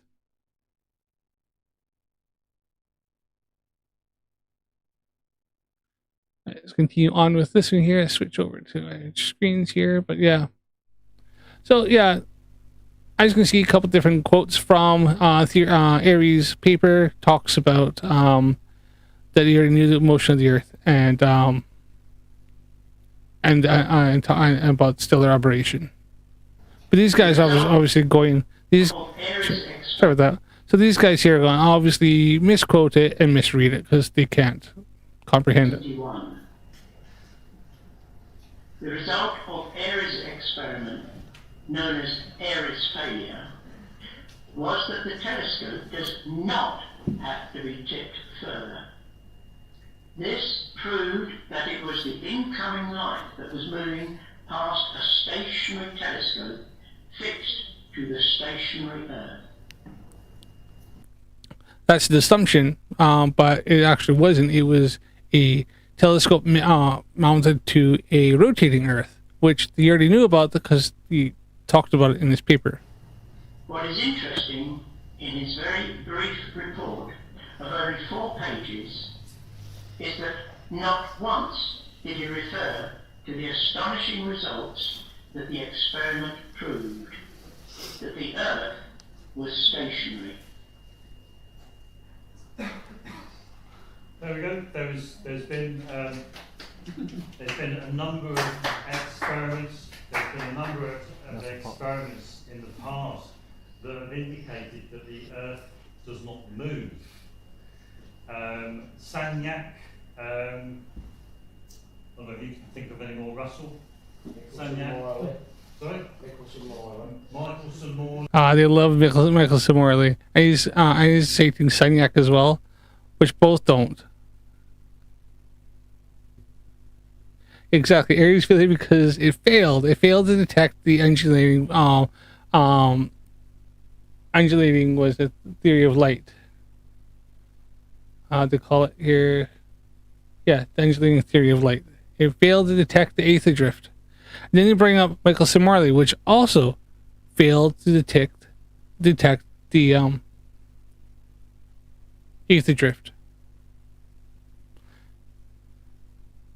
Thank you. There's been lots of experiments that have demonstrated that the Earth is not moving, it is stationary. You're more than welcome to research information because experiments like this are not mentioned in universities. Really? Oh, here, let's got a quick question here.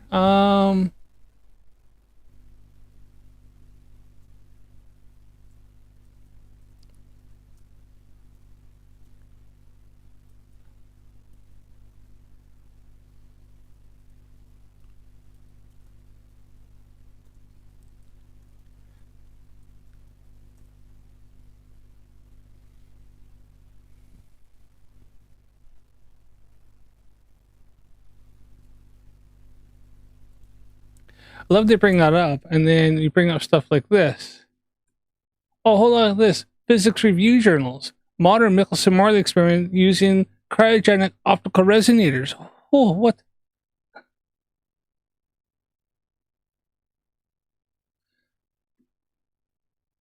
Abstract report a new test of Lorentz invariance performed by comparing the resonance frequencies of two orthogonal cryogenic optical resonators subject to Earth's rotation over 1 year for possible anisotropy of the speed of light. See, we obtained a coincidence there is minus equals to times 10 to the minus 15, so it's 2.6 plus or minus 1.7 times 10 to the 15 with Robinson Robertson-Mansouri sex RMS test theory. It implies an isotropy violation parameter of times, was it minus 2.2 plus or minus 1.5 times 10 to the minus 9, about 3 times lower than the best previous result. Within the general extension of the standard model of particle physics, we exact limits on 7 parameters, accuracy down to 10 to the minus 15, improving the best previous results by 2 orders of magnitude. So they actually did this experiment, and it actually improved on the previous experiments, proving the motion of the Earth and the using the motion of the Earth and proving the light down to 10 to the minus 15.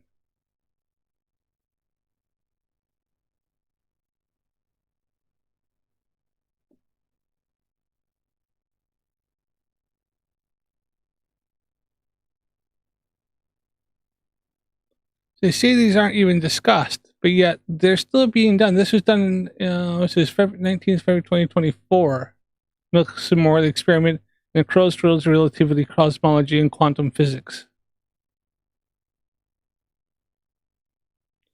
The original Milk-Morley experiment and its early repetition began in the 20th century and considered as a venerable historical chapter of which, at least from the modern physical point of view, there's nothing more refined to refine or clarify.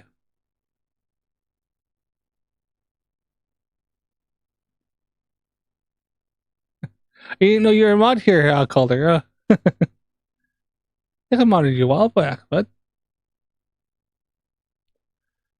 the emphasis now is the modern version of the experiments with laser stabilized by optical cavities that apparently have improved on many orders of magnitude on the limits placed on those original measurements.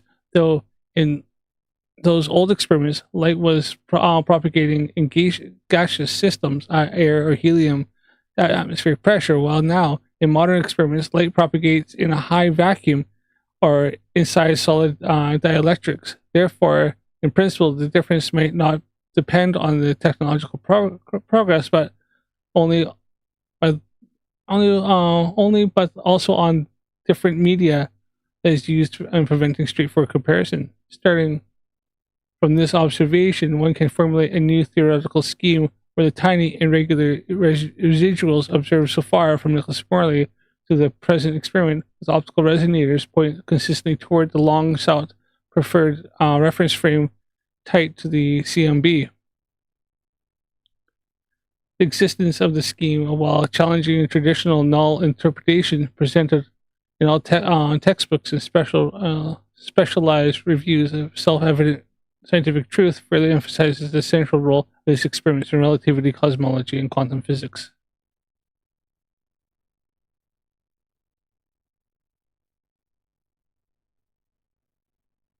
So yeah, it's still being done, and they're still getting actually just getting more and more accurate results that still prove exactly what Michelson Morley proved, which is that the Earth, there is no aether, and they're able to measure the rotation of the Earth.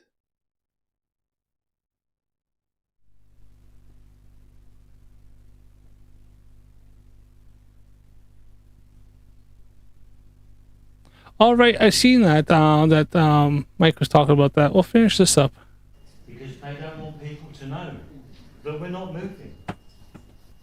So on that note, I think thanks ever so much. We'll have a break for about 10 minutes. Toilets are out there, and there's a kitchen if you want to have some water or a cup of coffee. You're more than welcome to bring a cup of coffee.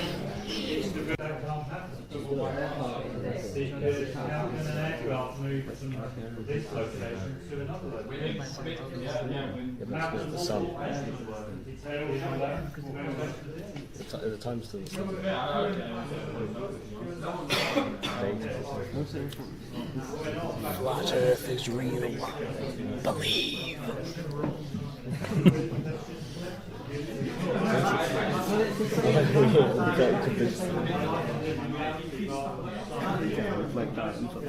I want to see your question. I want to see how they respond.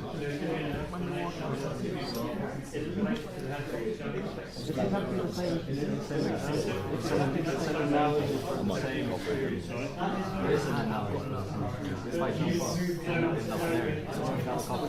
the box is still there. That's where the Earth is. Anyway, let's move on.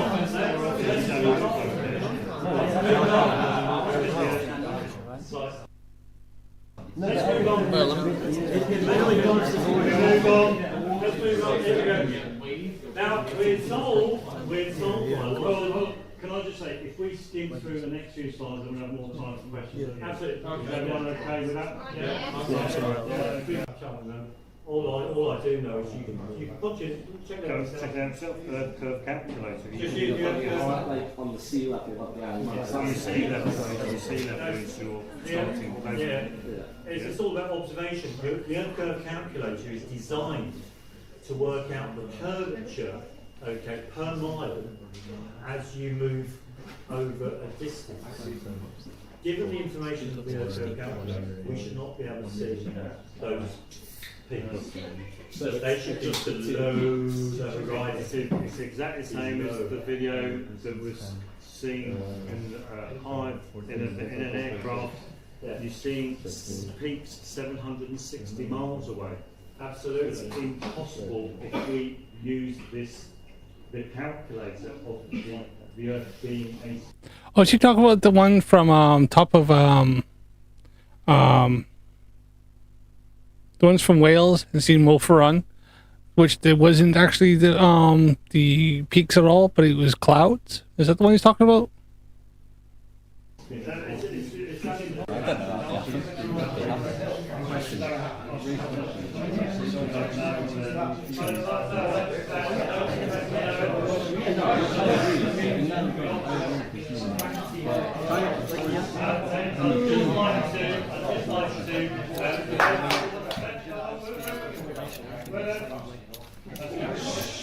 Just like everyone says, I've been asked by this young lady here, okay, why is it, I don't fall off the edge or something, right? Yeah. Okay, right, okay. Now that is a common question, but how does anybody here know that there is an edge to fall off? Now remember, this is well before the final experiment. This is 6 years ago. Is there a nice wall? It's a flat disc, so there'd be a nice movement. I don't know, I've never been there. So. Is there a nice wall? It's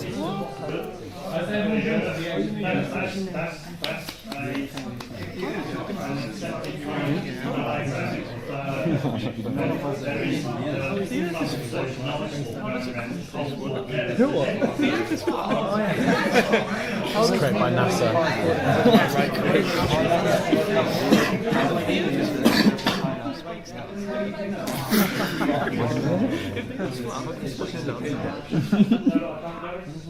Any other questions? Why does my uncle touch me? Allegedly, yeah. The point is to make you question things like Go on, raising hand. See, I would love to actually go here. See, there's nice, well, derp. I would love to go here, ask you about the 24-hour sun, and when they say it doesn't exist, then go on to the Australian Antarctic program website, show them the live webcams that are happening right now. Find one that's at local solar midnight with 24-hour suns on down there, and then ask them to explain why the sun is still up, and yet the time on this place, their local time is like 1 o'clock in the morning. Explain that. Explain to me why. Here's a 3-day time lapse for previous 3 days. You can see the shadows doing the 360. Explain that to me. Explain how does this work on flat Earth. I love to see what they have to say. They'll probably see something like the sun's reflecting off the dome, but then I'll be like, oh, that's weird because explain how the sun can reflect off the dome on this side from this side, but yet nobody sees that if the sun's over here, why isn't it hitting in the ground? How is it's hitting the dome but not hitting there? So they can see it further away than the people north. Like, doesn't make any sense whatsoever. How is the sun further away here and reflecting off over here, but nobody's seeing it in between? That's not how the physics of light works.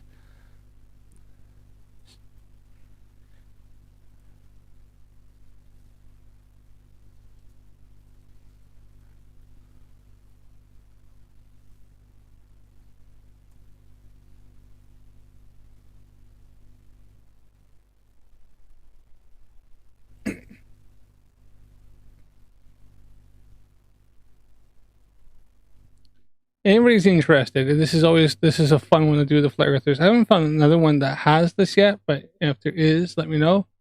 They have live webcams. You can go to the live webcam section here. Click all. Now I won't show it right now because they're not but they have different ones you can see. Is it? I think this one here isn't where you can see 24-hour sun, but the other ones, most of them are, except for obviously the Krill cam, which is under side. But this one here, I think I've seen 24-hour sun here. This one here, oh, that's questions and answers. But there's 3 of them for sure, maybe 4, 3 for sure. Like Casey Station, Davis webcam station, and Mawson. Now, right now they're not going to show. It's still their winter. So what you can actually see right here, this is updated every 10 minutes, I think, because they have to watch for bandwidth. It does explain it. So what they have here is that this would be happening right now, and you'll see the times at 8:03 a.m. Monday, 25th of August, the wind speed, everything like that. And then if you go down here, now this is really interesting, especially when you get into like late February, December, January, is that you'll see they'll do a 3-day time lapse. They'll have it up here. It says from Saturday 23rd, and have the time running up here. And so you can see the weather and what the weather has done for the last 3 days, and what the sun has done. Now this one here, when you get to their summertime, you'll see like these here will have you'll see the shadows go around, especially if you get a clear day. You'll actually see the sun comes across here. It gets blacked out because of the sensor can't take the sunlight, so it does make it. But you'll see it go across here. But it will you'll see these shadows go around in 360 on clear days.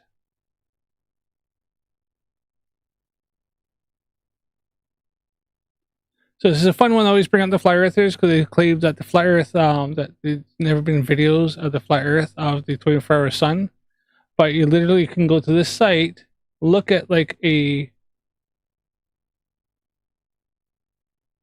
local time. Let's see what time's here, because these are actually different places. So this is 7:35 a.m.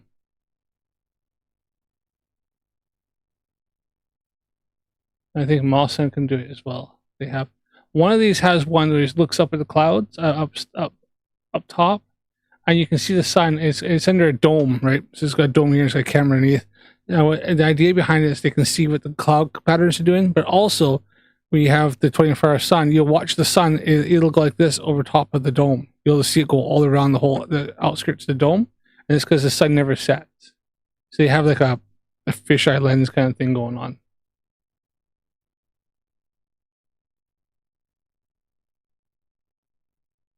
This is about 5:30 in the morning. This one here, but they all have this thing where it'll do like the previous. See, this is from Friday, 22nd, and it'll do.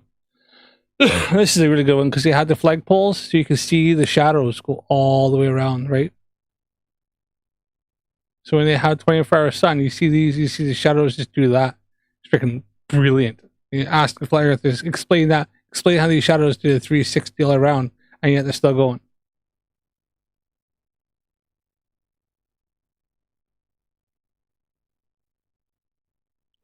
They usually lose their minds when it comes up to that one there. And you can see the time and the date and everything. So I just thought I'd show that anybody who's interested in this. It's something I found years ago.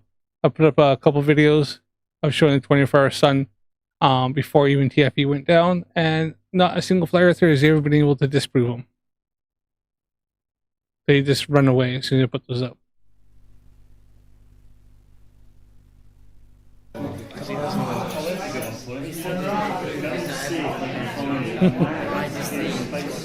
Alderon's like, they must have one large warehouse for light bulbs alone. Yeah, they must. Someone expressing some yeah, go and find some information. The only thing I can say from this is question everything. Yeah. Also go to bullshit talks for just the meme. Oh, yeah, we don't know. Welcome to my TED talk. We really think that was maybe go. Pipe down.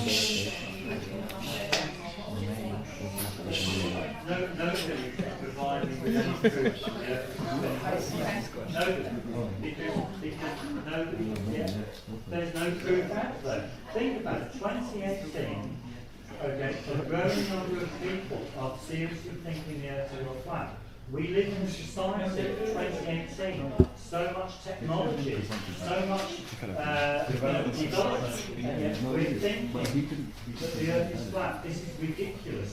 Why? Because the globe can't be true. Exactly, but it's my opinion.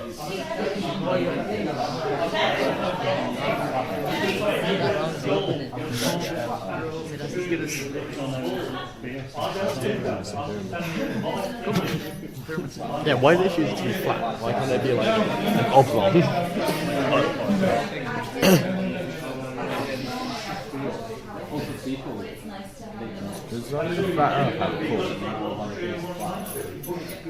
Top 10 questions science still can't answer today.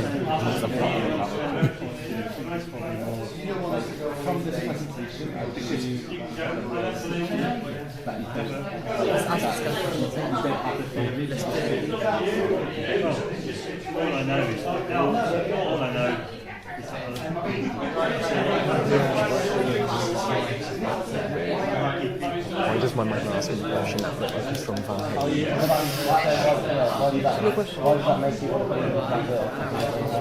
Just put your hand up. What's your question?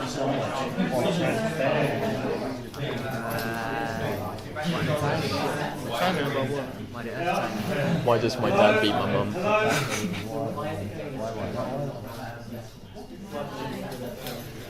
So the big question is you've got limited the big question is short, I like that. The thing is with tonight, Is this be a super secret club for dumbasses? I don't actually know. This is like the Chester Flat Earth Society. Now this is actually put up by young Breeb. I don't know. He's not a flat earther. If you look at all the comments, they're taking the piss out of him here, as well as other people down here. I was seeing like stuff like I do love good comedy. Thanks for the laugh. I wish I could have been there. Would have had questions too to ask him. Could have would have spoken through the laughter. But he did his best to answer very many questions. They never do. Never ask questions. Yeah, if somebody's like unbelievable ignorance and stupidity, these people should be segmented, denied social contact. So there are people here that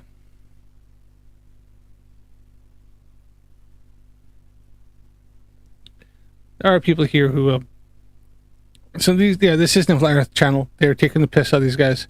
But yeah, this, I don't know if it's a super secret society.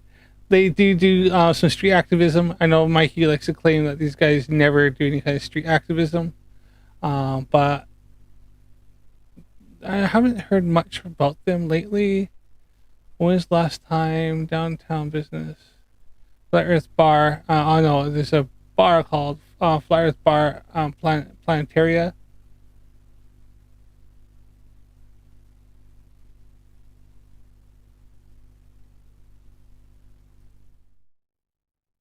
So there's a place to talk about from March 25th, but I don't know if this is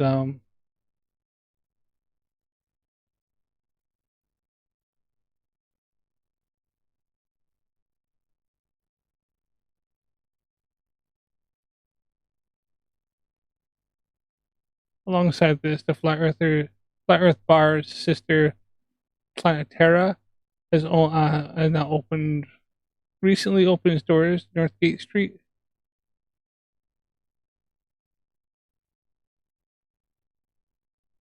Apparently there's a place called Flat Earth Bar. And Instagram and Planetera. I don't know.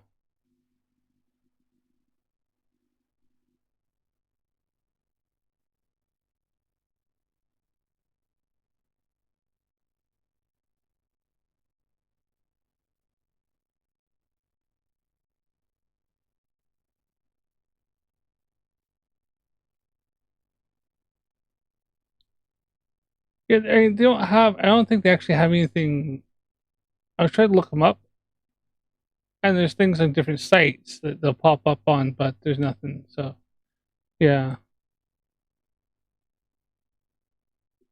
yeah, exactly. Yeah, his friend was ignored. Yeah, he had his hand up there, but they just kind of ignored them. We were talking to him a little bit there. You can see him looking back a bit and chat with him.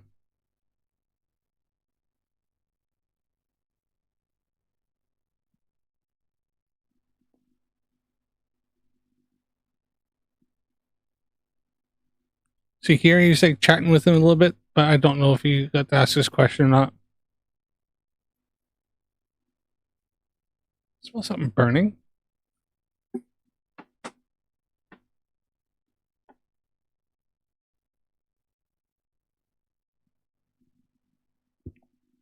Unless the wife lit some incense or something. Sometimes her incense smells like something's burning.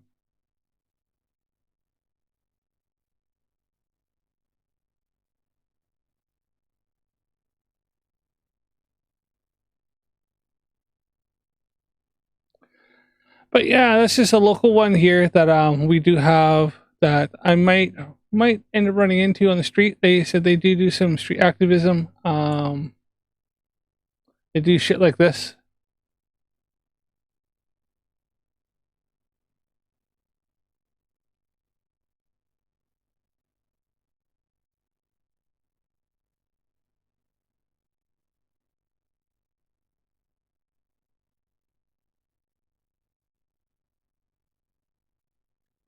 And yeah, they'll have signs up. They go into like their town into like, and they'll do stuff like this here. Um,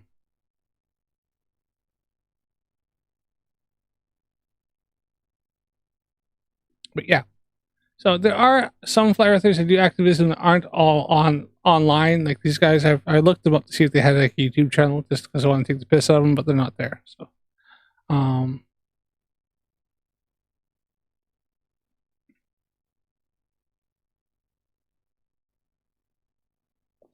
yeah, it's upper class twits of the year. Yeah. But I said, is some people I might like. I have seen them once. I happen to be in that town. It's a cool little town, very medieval kind of style to it.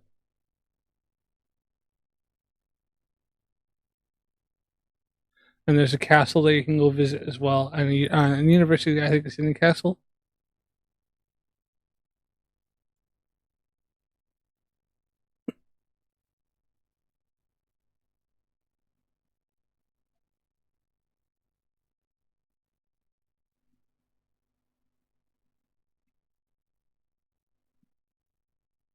Am I putting this up? Yeah, I am. So, so this is like a gate they have there. I don't know if I can come in closer. And it's kind of entrance into the town. Like I say, it's kind of a neat. It is like a really like go back in time a little bit.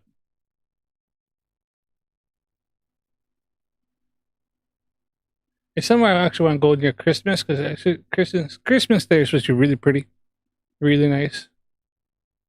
But yeah, this is their downtown core of that town that these guys are in. So and they got some really cool little shops stuff. Almost looks kind of Harry Potter-ish.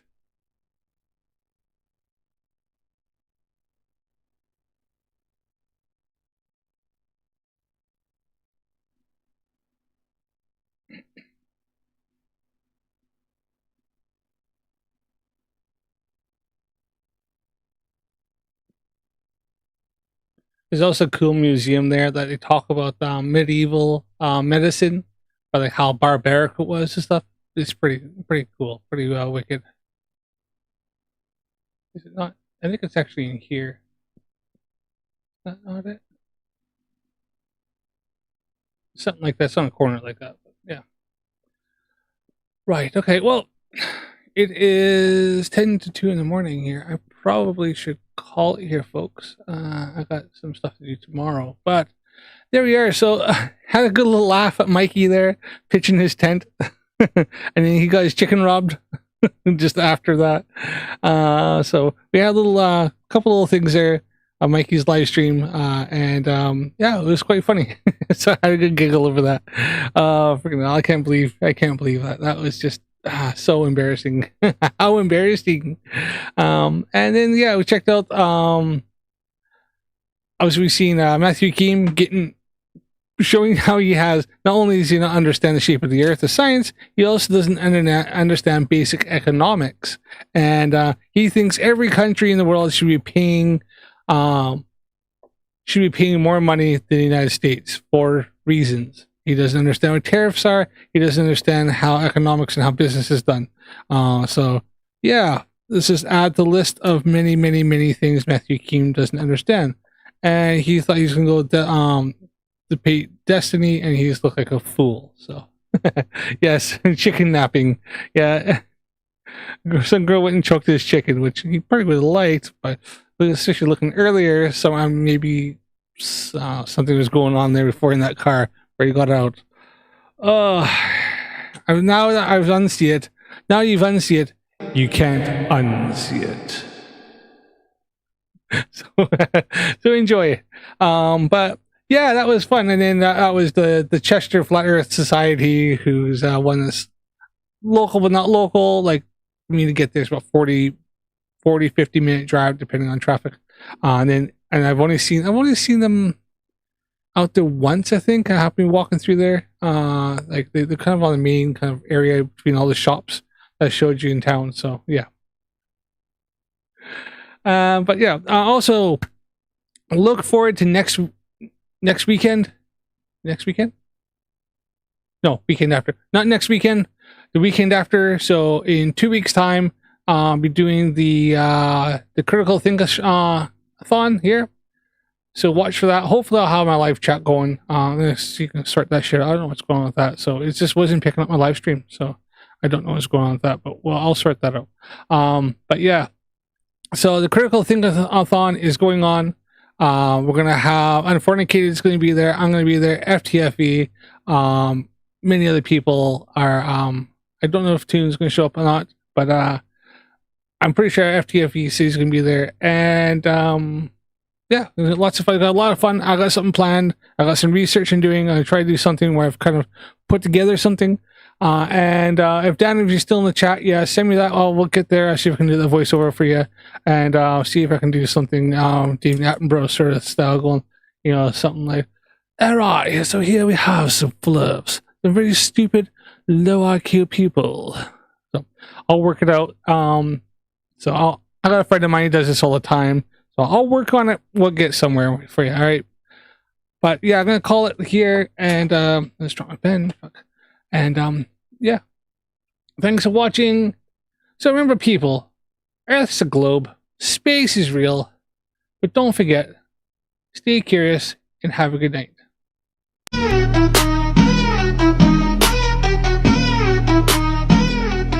NASA lies, yeah, that's what I say. Don't have proof or facts in any way. I claim the moon's made of plasma, a place no one can go. The Apollo program's a scam, I can't back it up though. They talk about the ISS is floating in space. You ask me in a pool, I'd say is the case. Sataloons in the sky held up by helium balloons. But bro, that's just a lie, cause that's what all bitches do. NASA lies is something I'll never prove.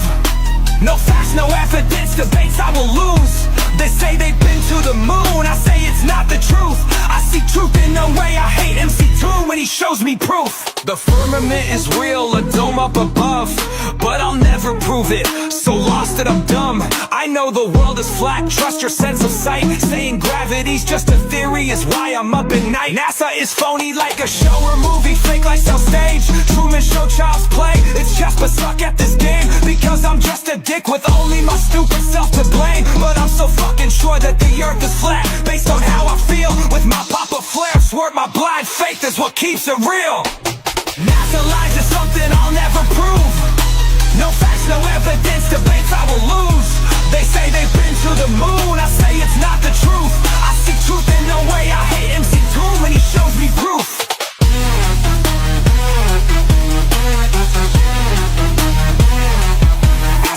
wrong questions, my beliefs are all faith-based. I can't see the fucking answers right in front of my face. Stanley Kubrick is mentioned every single goddamn time. Somehow he filmed it without nobody dropping a dime. The firmament is a dome, it keeps water in the sky. But when you ask me to prove it, I can't know why.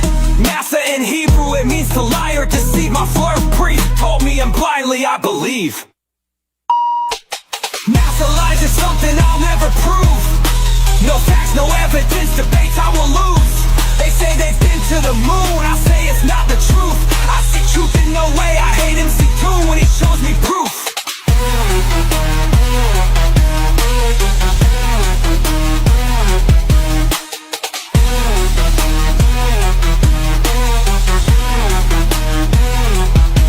Spreading misinformation and lies willfully, so proud. Like Nathan Thompson yelling at strangers so loud. NASA's lies, people, space is fake, and Earth isn't round. Oh shit, the fathers and husbands stop me into the ground.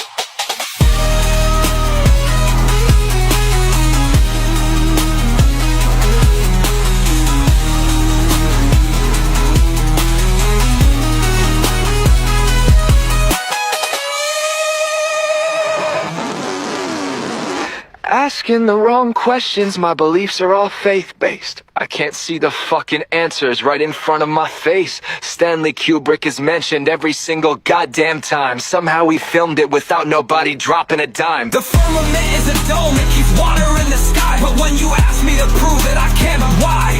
NASA in Hebrew, it means to lie or deceive. My Flerf priest told me, and blindly I believe. NASA lies is something I'll never prove. No facts, no evidence, debates I will lose.